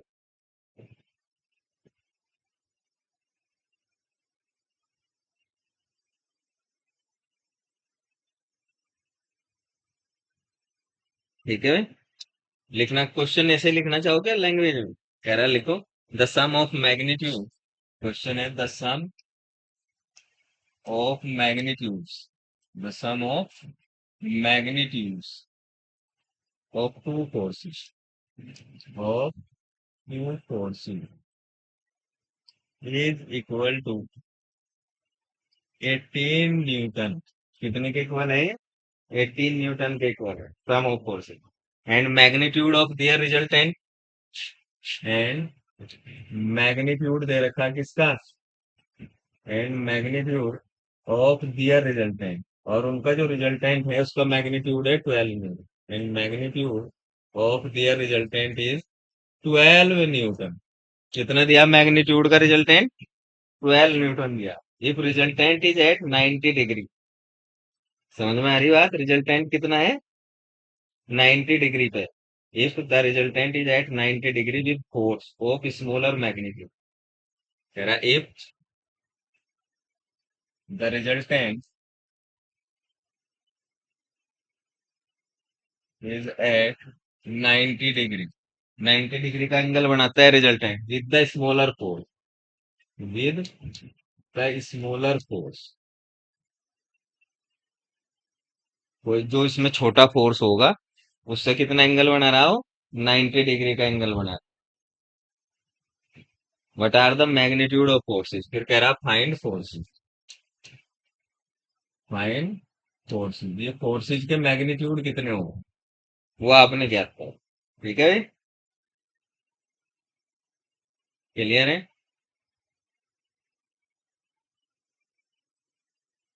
ऐसे मान सकते हैं कि भाई ये कोई F1 फोर्स है, ये कोई कुछ भी हो सकता है, ये F2 फोर्स है, और ये रिजल्टेंट है। ठीक है, समझ में आ रही बात? रिजल्टेंट, लेकिन ये छोटा फोर्स मानोगे तो रिजल्टेंट ऐसे है कहीं 90 डिग्री पे बनाता हुआ है। ठीक है, रिजल्टेंट कितना एंगल बना रहा? इससे 90 डिग्री के एंगल पे है। ये अल्फा यानी कि कितना दे रखा? 90 डिग्री। ठीक है, और ये F1 F2 फोर्स है, रिजल्टेंट आर ही तो होता है। आर और एक छोटा फोर्स एक साथ लगे हुए, मान लीजिए ये छोटा फोर्स F1 है इधर। ठीक है, तो जो रिजल्टेंट आ रहे वो ये है, ये रिजल्टेंट एफ मान लीजिए फोर्स में। तो ये F1 फोर्स है, मान लीजिए वो दो फोर्स हैं, एक F1 और एक F2। तो ये जो एंगल लगा हुआ है यहाँ, ये कितना है? 90। और आपने बताया ये छोटे एंगल से ये एंगल कितना हो? अल्फा। तो अल्फा उसने 90 डिग्री दे रखा है, रिजल्टेंट फोर्स एफ। और जो स्मॉलर फोर्स है, मान लीजिए स्मॉलर फोर्स जो है वो F1 है, यानी कि मैं ये सपोज करके चल सकता हूँ F1 जो है मैग्नीट्यूड में किससे कम है? F2 से कम। ठीक है, तो वो F1 से कितना एंगल बनाता है रिजल्टेंट? 90 डिग्री का एंगल बनाता है। ठीक है, ये इंफॉर्मेशन दे रखी। एक क्या दे रखा? सम ऑफ मैग्नीट्यूड्स। मैं सपोज करो एक फोर्स F1 है और दूसरा फोर्स F2, जिनके मैग्नीट्यूड है F1 और F2 का मैग्नीट्यूड, मैंने दो फोर्स मान लिए जिनके मैग्नीट्यूड F1 और F2 है। तो पहली कंडीशन में कह रहा कि दोनों का सम F1 प्लस F2 किसके इक्वल है? 18 न्यूटन के इक्वल। दोनों के मैग्नीट्यूड का सम क्या है? 18 के इक्वल। ठीक है, दूसरी कंडीशन क्या दे रखी है कि उनका रिजल्टेंट जो है वो 12 न्यूटन है। इनका रिजल्टेंट कितना है? 12 न्यूटन। तो यानी कि रिजल्टेंट फोर्स एफ होगा। एफ इजिकल टू क्या लिख सकता हूं उनका रिजल्टेंट? F1 का स्क्वायर प्लस F2 का square plus 2 F1 F2 cos theta. लिख सकता हूं। तो उसने कहा कि भाई ये जो रिजल्टेंट एफ है ये वास्तव में किसके इक्वल है? 12 न्यूटन। ठीक है, ये दूसरी कंडीशन दे रखी है। तीसरी कंडीशन में उसने बताया कि भाई ये जो रिजल्टेंट एफ है ये इससे कितना बनाता है? 90 डिग्री का एंगल बनाता है, यानी कि टेन अल्फा। अल्फा हमारा कितना दे रखा है उसने? 90 डिग्री। और तो टेन अल्फा कितना होगा? Tan alpha is equal to tan 90 degree. होगा या नहीं? और टेन 90 कितना हो? इन्फिनिट। ठीक है, और टेन अल्फा का फार्मूला तो ये है, B cos theta, sorry, B sine theta, यही तो बनाया आपने, upon A plus B cos theta, that is equal to tan alpha.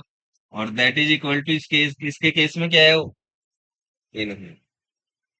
ठीक है भाई, तो इसे ए प्लस बी कोस थीटा को इधर ले जाऊं।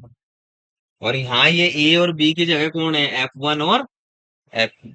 जैसे मैं क्या लिख सकता हूँ, इसे लिख सकता हूँ F2 cos theta, sorry F2 sine theta,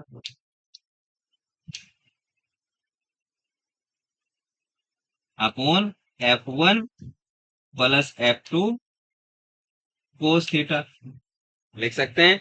that is equal to infinity. इसे इन्फिनिटी को नहीं चले जाओ तो यहाँ से एक कंडीशन मिल जाएगी, F1 plus F2 cos theta is equal to 0।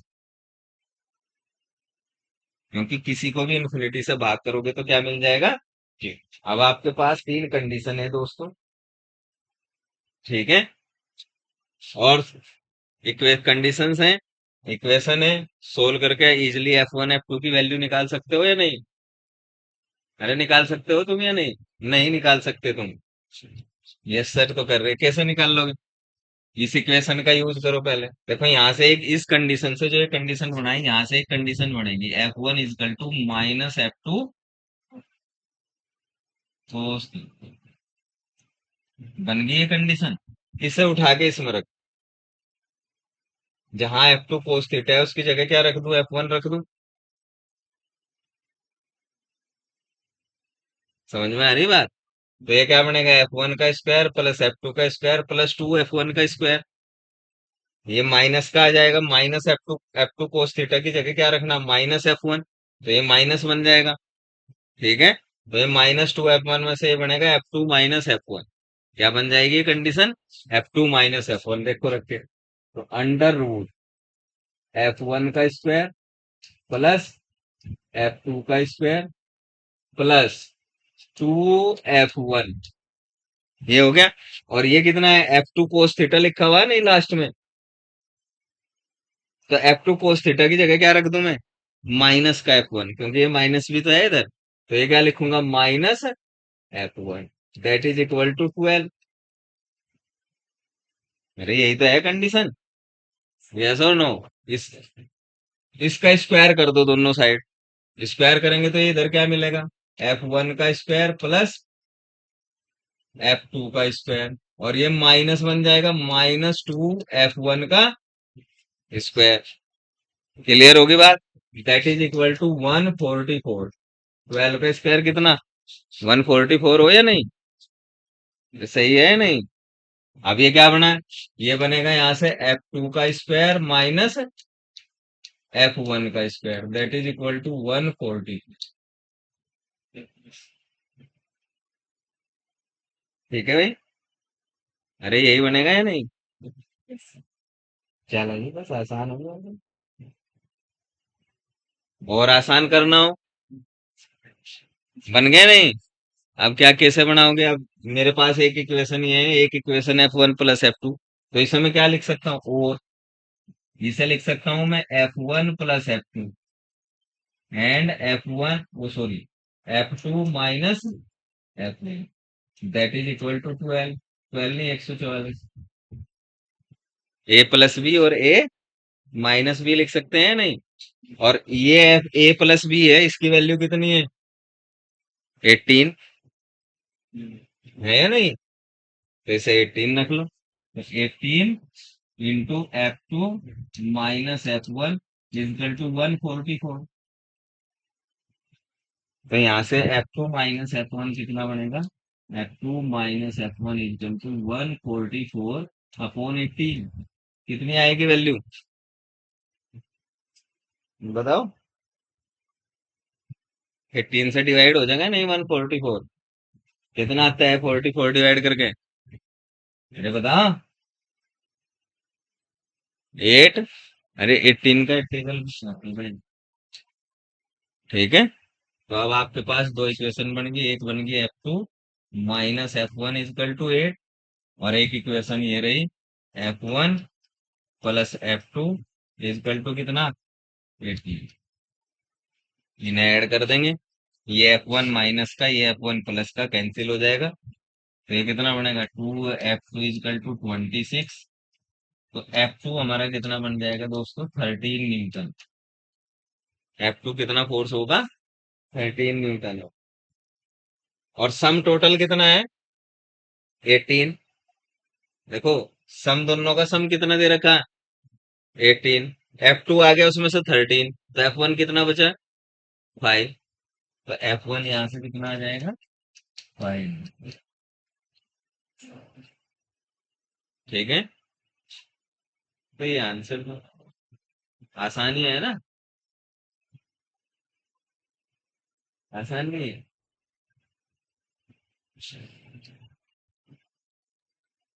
JEE main का क्वेश्चन है। ठीक है, इतना आसान नहीं है।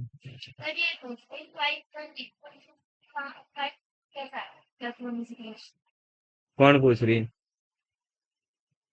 तुम्हारे पास 20 रुपए हैं, ठीक है, 12 रुपए इससे दे दिए तुमने, तो तुम्हारे पास कितने बचे? कितने बचे? 5 बचेंगे, बात तो 20 में से 12 जाके कितने बचेंगे? 8 रुपए। ठीक है, अब ये टोटल सम 18 है, मतलब दो आदमियों का योग कितना है? 18। उनमें से हमें एक पता चल गया 13 का है, तो दूसरा कितने का होगा? क्योंकि दोनों का योग टोटल कितना? 18। ये कह तो रहा कि हम दो, अगर हम दोनों फोर्स को जोड़े तो कितना है? 18 न्यूटन बनना चाहिए। उसने पहले ही कंडीशन दे दी। अगर आपको ऐसे यकीन न हो, ये F2 13 न्यूटन है, यहाँ रख लो। F1 + 13 = 18, किसी एक इक्वेशन में रख के ही तो वैल्यू निकाल लें। जब मेरे पास एक की वैल्यू मिल गई, 2F2 = 26, 2 से डिवाइड करेंगे 13। अब इनमें एक में कोई सी भी इक्वेशन में वैल्यू रख लो, तो आंसर कितना आएगा? 5 न्यूटन। अगर आपने ज्यादा तेजी से कैलकुलेशन करनी, तो आपने पता है दोनों का सम 18 है, एक आ गया मेरे पास 13 न्यूटन, तो दूसरा अपने आप क्या, तो कितना हो गया? 5 न्यूटन, तभी तो सम 18 न्यूटन आएगा। सिंपल सी थ्योरी। ठीक है भाई, तो ऐसे आप ये बहुत सारे सवाल हैं इसमें, भेज दूंगा मैं, कर लेंगे।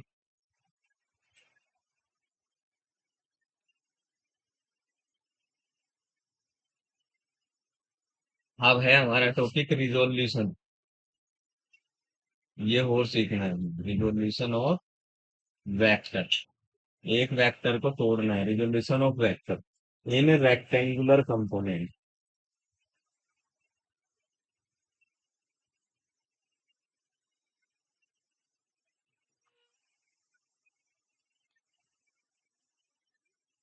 रेक्टेंगुलर कंपोनेंट्स, रेक्टेंगुलर का मतलब कि 90 डिग्री। एक वेक्टर को तोड़ना है। रिजोल्यूशन का मतलब क्या होता है, पहले ये समझो क्या है रिजोल्यूशन।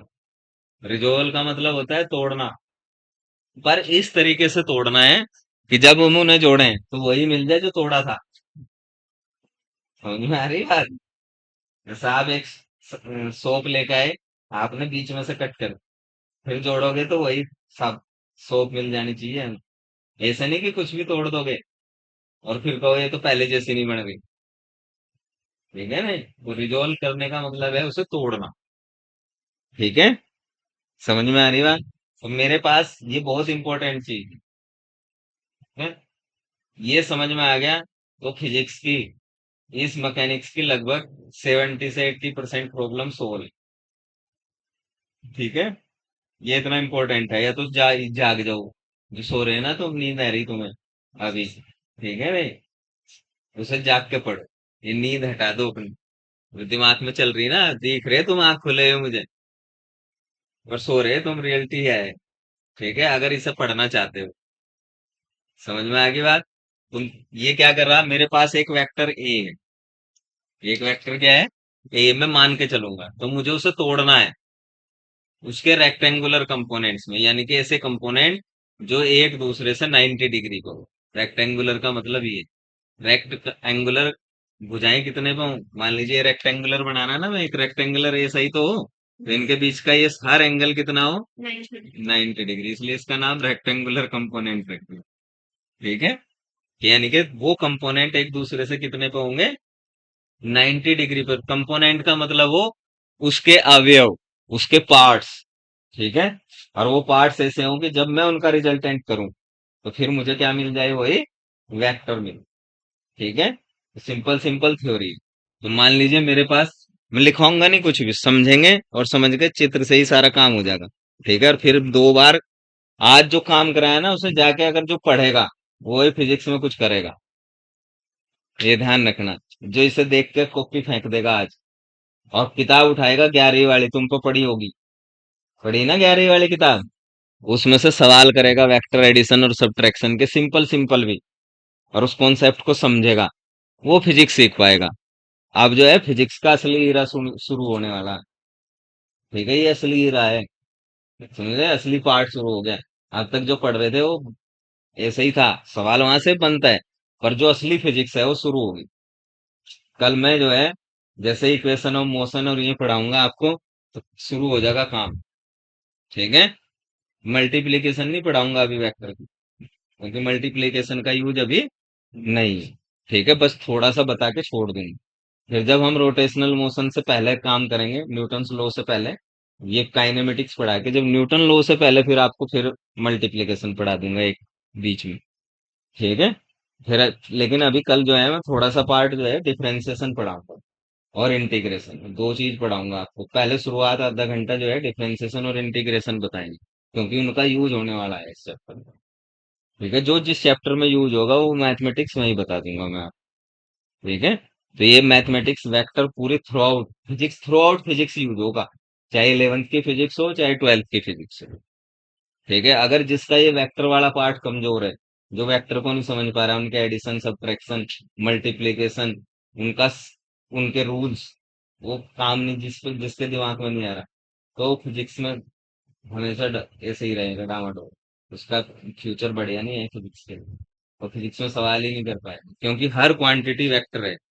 क्या रही, फोर्स है वो भी वेक्टर है, एक्सेलरेशन है वो भी वेक्टर है, वेलोसिटी है वो भी वेक्टर है, टॉर्क है वो भी वेक्टर है, एंगुलर मोमेंटम है वो भी वेक्टर है, लीनियर मोमेंटम है वो भी वेक्टर है।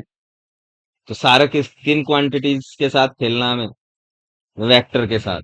और वेक्टर को वेक्टर ही आता नहीं तुम्हें, तो फिर फिजिक्स में कुछ कर पाओगे ना। दो मान लीजिए मोमेंटम जोड़नी, p1 + p2 करना मोमेंटम, तो उसके लिए m1 v1 + m2 v2, velocity भी वेक्टर है।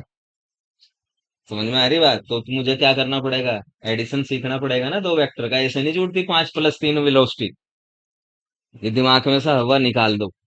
कॉन्सेप्ट इसे ही कहें कि आप ऐसे ही कर लोगे। अगर ये एडिशन नहीं आता, आप ये पहचान नहीं पा रहे उसमें किसी एक किस एंगल पे लगी हुई है किस एंगल पे नहीं लगी हुई है, क्या दोनों एक सेम डायरेक्शन में वेलोसिटी, दोनों पार्टिकल सेम ही डायरेक्शन में जा रहे हैं, तो डायरेक्ट ही जोड़ देंगे।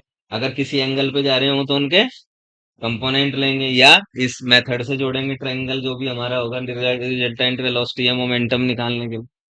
आगे बात समझ में, तो आपको ये बार बार यूज करना पड़ेगा, इसे इतने हल्के में मत लेना जो लेक्चर है ये लेक्चर नहीं हुआ है आपके बेसिक को।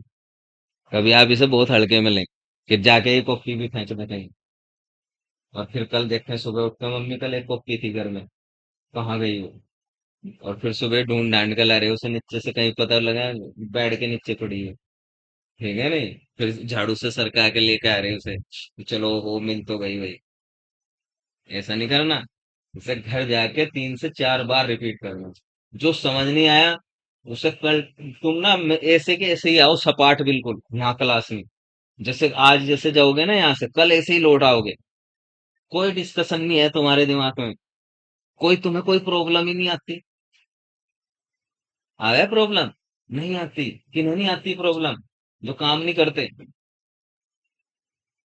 वरना आती सार लीड दे वाला थोड़ा ही जीण दे टीचर को, वो टीचर को जीण नहीं देता क्लास में बच्चा जो पढ़ने वाला, वो जीने नहीं देता बिल्कुल भी टीचर को। आगे समझ में, वो एक प्रॉब्लम्स कराए तो वो 10 प्रॉब्लम लिख के लाए, ये बता के जाइए मुझे ये हुई नहीं मुझे कल। पर तुम्हारे लिए तो ऐसा सब कुछ हुआ हुआ है ही है। जो असली बच्चे हैं ना जो तैयारी कर रहे हैं, जिनका पर सेकंड खर्चा है 1,000 रुपए का, जो 2 से 3 हजार रुपए पर डे खर्च करते हैं साल का, हकीकत बता रहा है मैं, जो 15 से 20 हजार रुपए रेंट लगा के और वहां फीस भर कर करते हैं ना वह तैयारी, उनका खर्चा कितना है। उनका खर्चा डेली आया 500 रुपये 600 रुपये, और पर सेकंड जब उसे लगाए ना वो कैलकुलेशन करे, वो इतना पैसा खर्च रहा माँ बाप को दौड़ता रहे। तुम्हें थोड़ा ही ऐसा लग रहा सरकार फ्री में दे रही, होगा हो जाएगा, नहीं होगा नहीं से, है ना। यही सोच के साथ हैं आप, तभी आपका कुछ नहीं होगा। जब तक आप ऐसे ही बैठे रहेंगे, बस ऐसे सुनते हैं जैसे पता नहीं को आगे मैं क्या प्रवचन दे रहा। ठीक है, नहीं कोई अपनी सोच ही नहीं है। अरे भाई सोच तब बनेगी जब घर जाके आप मेहनत करोगे, उसमें डिफिकल्ट, आज मैंने लेक्चर पढ़ा है, इसमें कुछ डिफिकल्टी आएंगे ना, जाके रिपीट करोगे, कुछ सवाल बनेंगे मन में, ये पूछूंगा, नहीं भी याद रहता तो उसे लिखो कॉपी पे वहीं, क्या पूछना है मुझे। समझ रहे, आके पूछो जी ये ऐसे कर रहा था मैं, ऐसे नहीं हुआ है, क्यों नहीं हुआ मुझसे, ऐसी क्या गड़बड़ रहेगी मेरे कॉन्सेप्ट में, देखो जी आधा कर लिया मैंने, शुरुआत तो कर दी, फिर आगे मेरे से हुआ नहीं। हर चीज की एक वजह होती है ना होने की। समझ रहे, ऐसी कोई चीज नहीं है जो हो नहीं सकती, पर हर चीज के ना होने की एक वजह है, वो वजह आपको आप ही तो दोगे मुझे कि मेरे से क्यों नहीं हुआ। मेरे कॉन्सेप्ट में गड़बड़ रही जी, मेरे समझने में गड़बड़ रही, मेरी कैलकुलेशन में गड़बड़ होगी, क्या हो गया मेरे साथ जो मेरे से ये सवाल नहीं हो रहा। इससे क्यों हो गया, तुमसे क्यों हो गया ये सवाल, मुझसे क्यों नहीं हुआ, अपने आप से पूछो। तब बढ़ पाओगे आप आगे, तब सीख पाओगे, ऐसे नहीं सीख पाओगे कि मुर्दा की तरह आए और मुर्दे की तरह चले गए यहाँ से। जो बोलना बोल दे तुझे टीचर से, हम वही नोट करके घर जाएंगे चुपचाप। नो, आई समझ में बात। तो चलो रिजोल्यूशन पढ़ते हैं। अब सपोज करो मेरे पास ये एक्स एक्सिस है, दोनों एक दूसरे से क्या है, परपेंडिकुलर है ना, ये एक्स एक्सिस है मेरा और ये वाई एक्सिस। ठीक है, ये हमारा ओरिजिन है वो 0 0, और यहां से मैंने क्या किया, एक वेक्टर ए बना लिया, ये वेक्टर ए है। ठीक है, और कितने एंगल पे, ये थीटा एंगल बनाते हुए है, किससे, एक्स एक्सिस। थीटा ये भी ध्यान रखना, किससे बनाना, किससे बना रहा है थीटा एंगल, एक्स एक्सिस से है। ठीक है, तो मुझे इसको किस में तोड़ना, रेक्टेंगुलर कंपोनेंट, रेक्टेंगुलर का मतलब जो एक दूसरे के क्या हो, परपेंडिकुलर, यानी कि मैं क्या करूं, इसे दो कंपोनेंट में यहां तक, एक कंपोनेंट मैंने यहां तक बना लिया जिसे मैं कह रहा है ए एक्स, इसकी वैल्यू कितनी बना ली मैंने, ए एक्स, और इसके ठीक परपेंडिकुलर ये दूसरा कंपोनेंट तोड़ लिया, ये क्या कह रहा है मैं, ए वाई। क्या ए एक्स और ए वाई एक दूसरे के परपेंडिकुलर है या नहीं, तो इस ए एक्स और ए वाई को क्या कहेंगे हम, कंपोनेंट ऑफ ए। कैसे कंपोनेंट है, रेक्टेंगुलर कंपोनेंट। ठीक है, यानी कि हमने इसे रिजोल्व कर दिया ए को, जो क्या था, जो मूल रूप से एक्स एक्सिस से कितना था, थीटा कोण बनाते हुए।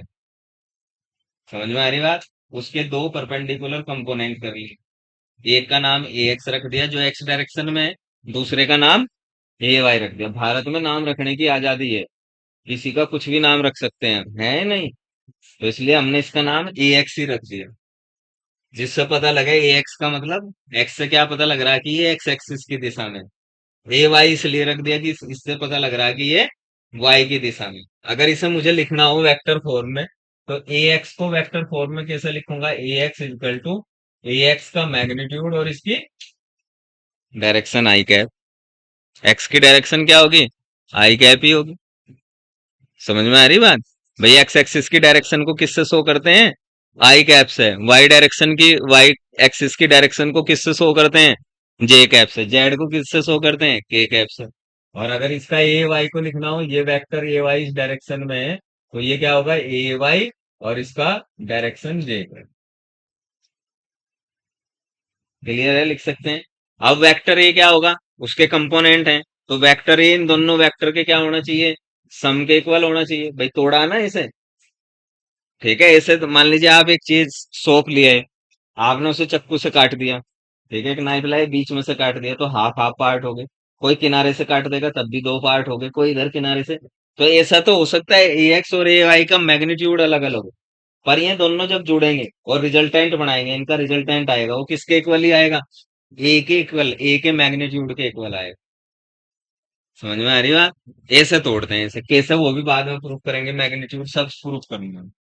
तो अब मेरा जो वेक्टर ए है, अगर मुझे ये तोड़ दिया, तो वेक्टर ए को मैं कैसे लिख सकता हूँ, vector a equal to component form में a x I cap plus a y J cap, ऐसे लिख सकते हैं, दोनों के सम के इक्वल हो। ए एक्स को पढ़ते कैसे हैं, ए एक्स को पढ़ते कैसे हैं, इसे पढ़ते हैं कंपोनेंट, ये ऐसे ही पढ़ा जाएगा हमेशा जीवन में, कंपोनेंट। ठीक है, of vector A, component of vector a along X axis, जब कोई ऐसा शब्द बोल रहा है जबान से कि component of that along X axis, उसे ऐसे पढ़ते, किसका, इस वेक्टर ए का कंपोनेंट है किसकी डायरेक्शन में, एक्स की डायरेक्शन में, पढ़ते कैसे हैं, component of a along X axis.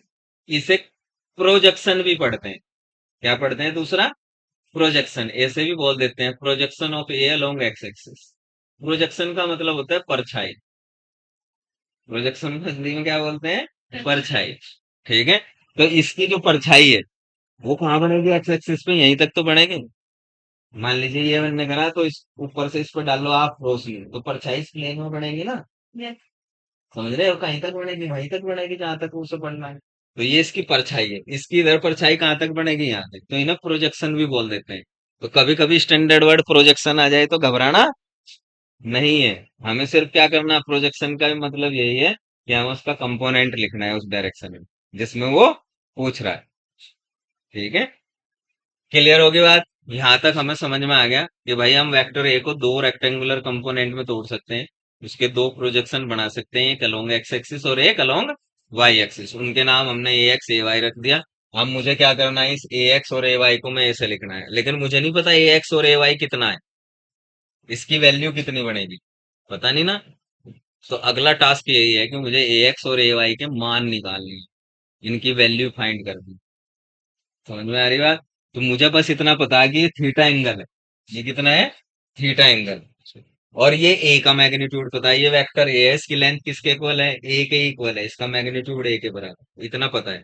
दूसरा, अगर ये ए वाई है तो ये वेक्टर भी कितना, ये लेंथ भी कितनी होगी, ए वाई के मैग्नीट्यूड के बराबर होगी। तो अब देखना जरा, ये एक राइट एंगल अगर मैं इसे 90 डिग्री मान लूं यहाँ, तो ये एक रेक्टेंगल, वो सॉरी राइट एंगल ट्रायंगल बन गया नहीं, इसका नाम कुछ रख सकते हैं, अगर ये ओ है तो ये ए है, ये बी, तो ओ ए बी क्या बन गए, राइट एंगल ट्रायंगल। ए एक्स और ए वाई को क्या पढ़ेंगे दोस्तों, यहाँ ए वाई को भी same, component of a along y axis, ये पढ़ते हैं। अब ए एक्स कितना होगा, तो ए एक्स के लिए मैं क्या लिखूं, मुझे ए एक्स निकालना है, ये क्या है, बेस है, ये क्या है, परपेंडिकुलर है, ये क्या है, हाइपोटेन्यूज। तो बेस निकालना है तो कोस थीटा का फार्मूला लग जाएगा, cos theta equal to base upon hypotenuse, है बता, आधार बटे कारण। अरे क्लियर है, आधार कितना है, आधार की लेंथ कितनी है, ए एक्स के इक्वल, और कर्ण की लेंथ किसके इक्वल है, ए के इक्वल, तो ये क्या बन जाएगा, ए एक्स अपॉन ई। तो जो एक एक्स का मैग्नीट्यूड आएगा वो वास्तव में क्या होगा, ए कोस थीटा। समझ में आ रही बात, इसी तरीके से अगर मैं साइन थीटा लिखूं तो साइन थीटा किसके इक्वल आएगा, ए वाई अपॉन ई, परपेंडिकुलर अपॉन हाइपोटेन्यूज, परपेंडिकुलर कितना है, ए वाई, हाइपोटेन्यूज कितना है, तो यहां से ए वाई कितना बन गया दोस्तों, यहां से ए साइन थीटा। ठीक है, तो ये क्या है, कंपोनेंट है, उसका मैग्नीट्यूड है किसकी डायरेक्शन में, एक्स की डायरेक्शन में, इन दोनों को यहाँ रखो।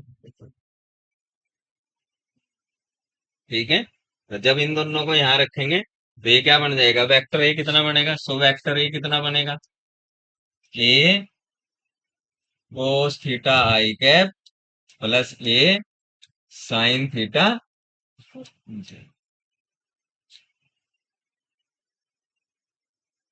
ये हमारा कंपोनेंट फॉर्म में कौन आ गया, अगर उनके मुझे कंपोनेंट लिखने हैं तो ऐसे लिख सकता हूँ वेक्टर ए को।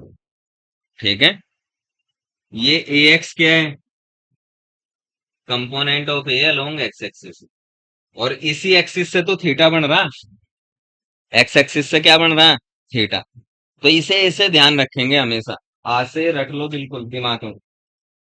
ठीक है, मतलब ये भूलना नहीं चाहिए, जैसे तुम्हारे दिमाग में पापा का नाम फीड है ना, बिना सोचे समझे ले सको, ऐसे ही बिना सोचे समझे करना काम। ठीक है, इसमें सोचने वाली कोई बात नहीं, जिस भी एक्सिस से एंगल बनेगा, जो मैं बोल रहा हूँ उसे ध्यान से सुनो, जिस भी एक्सिस से एंगल बनेगा वो हमेशा कोस कंपोनेंट होगा, उस कंपोनेंट में क्या आएगा, कोस का, कोस लिखना है, ये बार बार निकाल लेंगे नहीं आगे हम कभी। ठीक है, ये कभी नहीं निकाल लेंगे आज के बाद, ये निकाल के दिखा दिए, मैं डायरेक्ट देखूंगा कि जिस भी एक्सिस से एंगल बन जाएगा उसे ही मैं क्या लिख दूंगा, कोस थीटा लिख दूंगा, अगर मुझे उसे कंपोनेंट फॉर्म में तोड़नी। तो ये दिमाग में रट लो अभी से, जिस भी एक्सिस से एंगल बनेगा वो कौन सा कंपोनेंट होगा, कोस कंपोनेंट होगा, और उसके परपेंडिकुलर वाला साइन का कंपोनेंट होगा। ये इसके ठीक परपेंडिकुलर है या नहीं, ये कोस का कंपोनेंट है तो उसके ठीक परपेंडिकुलर किसका होगा, साइन। अगर ये एंगल यहाँ की बजाय यहाँ बन जाता थीटा, तो अब ए वाई वाला जो कंपोनेंट है वो क्या हो जाता, कोस। क्योंकि एंगल किससे बना, वाई से। तो वाई एक्सिस वाला कंपोनेंट क्या हो गया था, कोस। और एक्स वाला क्या हो गया था, साइन। पलट जगह के। तो इसलिए बार बार नहीं करना, क्योंकि जैसा टीचर ने रटवा रखा है ना कार्य में, तुम्हें उसे निकाल दो। इसे बोलते हैं हॉरिजॉन्टल कंपोनेंट, इसे बोलते हैं वर्टिकल कंपोनेंट। ये सब रटवाते हैं। हॉरिजॉन्टल का मतलब क्षैतिज घटक, पढ़ा होगा आपने, ठीक है। उसे पढ़ा होगा ऊर्ध्वाधर घटक, ठीक है। वहां रटवा दे वो कि क्षैतिज घटक कोस थीटा होता है, और ऊर्ध्वाधर घटक साइन थीटा। अगर इससे ही बन गया ऊर्ध्वाधर से ही है थीटा, तो ये तो बात पलट देगी, तुमने रट रखा है कुछ और, तो आंसर गलत हो गया। समझ में आ रही बात। तो इसलिए सही रटो कि जिस भी एक्सिस से एंगल बने वो कोस हो। आज के बाद दिमाग में ये रखना कि भाई साहब वो क्षैतिज ऊर्ध्वाधर नहीं रखना, कि क्षैतिज घटक कोस, ऊर्ध्वाधर घटक साइन, नो, ठीक है। क्षैतिज घटक को बोलते हैं हॉरिजॉन्टल कंपोनेंट, और ऊर्ध्वाधर घटक को बोलते हैं वर्टिकल कंपोनेंट, ठीक है। तो हमें ऐसा कुछ नहीं रटना कि वर्टिकल कंपोनेंट साइन है और हॉरिजॉन्टल कंपोनेंट जो है वो कोस है, ऐसा कुछ भी नहीं रटना तुम्हें। तुम्हें सिर्फ एक बात रटनी, सिर्फ और सिर्फ एक बात रटनी है कि जिस भी एक्सिस से एंगल बनेगा वो हमेशा क्या होगा, कोस कंपोनेंट होगा। हमें नहीं पता चाहे वो वाई एक्सिस से बने चाहे वो एक्स एक्सिस से बने, हमें इससे कोई मतलब नहीं है। जहां से भी थीटा बन गया, ठीक है, उसके अलोंग क्या होगा, कोस कंपोनेंट रहेगा, और उसके ठीक परपेंडिकुलर वाले के साइन। क्लियर है बात, रट लिया है दिमाग में, बस ये याद रखना आज के बाद, ठीक है। तो ये अगर मुझे ये लिख लिया है कोस थीटा ये साइन थीटा, अब जरा मैं क्या करूं, इन दोनों का स्क्वायर करके जोड़ दूं। इसे इक्वेशन 1 भी कह सकते हो, इसे इक्वेशन 2 भी कह सकते हो आप। अगर इन दोनों का स्क्वायर करके जोड़ू तो ये मिलेगा ए एक्स का स्क्वायर प्लस ए वाई का स्क्वायर। एक रिजल्ट और दिखाना चाह रहा था मैं। कितना, ए स्क्वायर, ये क्या बनेगा, sign square theta plus cos square theta, square करके जोड़ दो। तो ये क्या बन गया, ये तो 1 हो गया। तो यहाँ से ए स्क्वायर यानी ए के मैग्नीट्यूड का स्क्वायर किसके बराबर आ गया, ए x square plus a Y square. तो ए का मैग्नीट्यूड किसके बराबर आ गया, under root A x square plus a Y. Clear है बात भाई साहब। तो हमने मैग्नीट्यूड भी निकालना हो ए का, ये क्या करो, इन दोनों का स्क्वायर करके अंडर रूट कर दो। ये अभी तो लगा रहे थे कुछ देर पहले हम फार्मूले पोजीशन वेक्टर में। समझ में आ रही बात, अभी डिस्प्लेसमेंट वेक्टर निकालना था वो ऐसे ही तो करे थे दोनों के स्क्वायर, पर वो आया कहां से, वो यहां से मिलता है। समझ में आ रही बात। अब इसका देखो, ये इसका स्क्वायर करोगे, इसका स्क्वायर प्लस इसका स्क्वायर ए के बराबर आ जाएगा नहीं। तो हमने कंपोनेंट इस तरीके से तोड़े कि उसका मैग्नीट्यूड किसके इक्वल है, ए के इक्वल है, ठीक है। तो ये हमारा मैग्नीट्यूड ऑफ ए आ गया। अगर ए का मैग्नीट्यूड लिखना हो उसकी कंपोनेंट फॉर्म में, जैसे कोई वेक्टर ए दे दे आपको, पूछे इसका मैग्नीट्यूड बताओ, ऐसा दे 2i cap plus 4j cap, ये दो वेक्टर दे दिया आप। ये क्या है, ए का कंपोनेंट है किसकी दिशा में, एक्स की, जिसका मैग्नीट्यूड कितना है, 2। ये क्या है, वाई का कंपोनेंट है, ठीक है। ए का कंपोनेंट है वाई की दिशा में, जिसका मैग्नीट्यूड है कितना, 4। अगर आपको मैग्नीट्यूड ऑफ ए पूछ ले बताओ कितना है, तो आप सिंपल कुछ नहीं करना, 2 का स्क्वायर प्लस 4 का स्क्वायर, जैसे ये कर दिया हमने, ए x square plus a Y square. Clear है ये कहानी, ऐसे करते हैं हमेशा, ध्यान रखना। अब मुझे क्या निकालना है, मुझे निकालना है टेन थीटा। ये थीटा निकालना, कि कभी कभी क्या होता है ये दोनों दे देता है, थीटा निकालना पड़ जाए। थीटा क्या है, इस ए की डायरेक्शन है, किससे, एक्स एक्सिस से। तो अगर मुझे यहाँ टेन थीटा लिखना हो तो कैसे लिखेंगे, टेन थीटा क्या हो, परपेंडिकुलर अपॉन बेस। परपेंडिकुलर कितना, ए वाई, बेस कितना, ए एक्स। देखो ये ए वाई और ये ए एक्स, तो थीटा कितना आ जाएगा यहाँ से, टेन इनवर्स ए वाई अपॉन ए एक्स। ठीक है भाई साहब। तो ये आपको इसकी डायरेक्शन भी पता लग गई कि ए किस डायरेक्शन में हो। क्लियर है।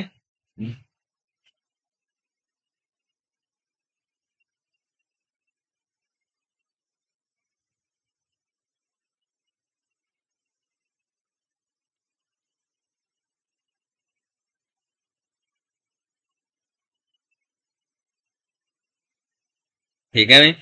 अब देखो यही बहुत सारे यूज हैं इसके। जैसे मान लीजिए एक यूज ये देख लो, मान लीजिए ये एक्स एक्सिस है मेरा, ये वाई एक्सिस है, और ये कोई पोजीशन वेक्टर आर है। ठीक है, ये थीटा एंगल पे पोजीशन वेक्टर कितना है, ये पॉइंट पी है, जिसके कोऑर्डिनेट एक्स वाई दे रखे।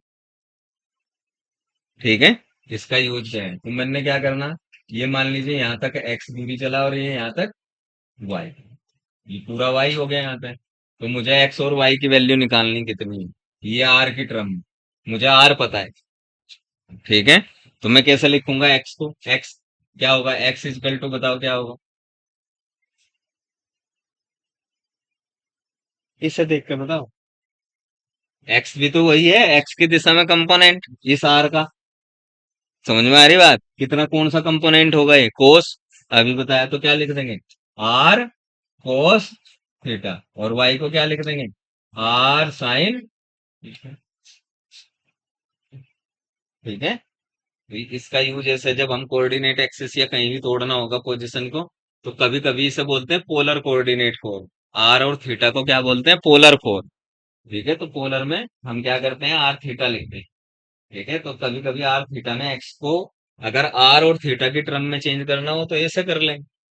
कॉन्सेप्ट वही है कंपोनेंट वाले। ठीक है, इसके बहुत सारे यूज हैं। और ये थ्रू आउट, जैसे मान लीजिए आपने ऐसे, ये सिंपल में एक इंक्लाइन प्लेन का एक एग्जांपल ले लो फिजिक्स में। ये थीटा एंगल पे इंक्लाइन कोई प्लेन है और एक बॉडी है यहाँ से।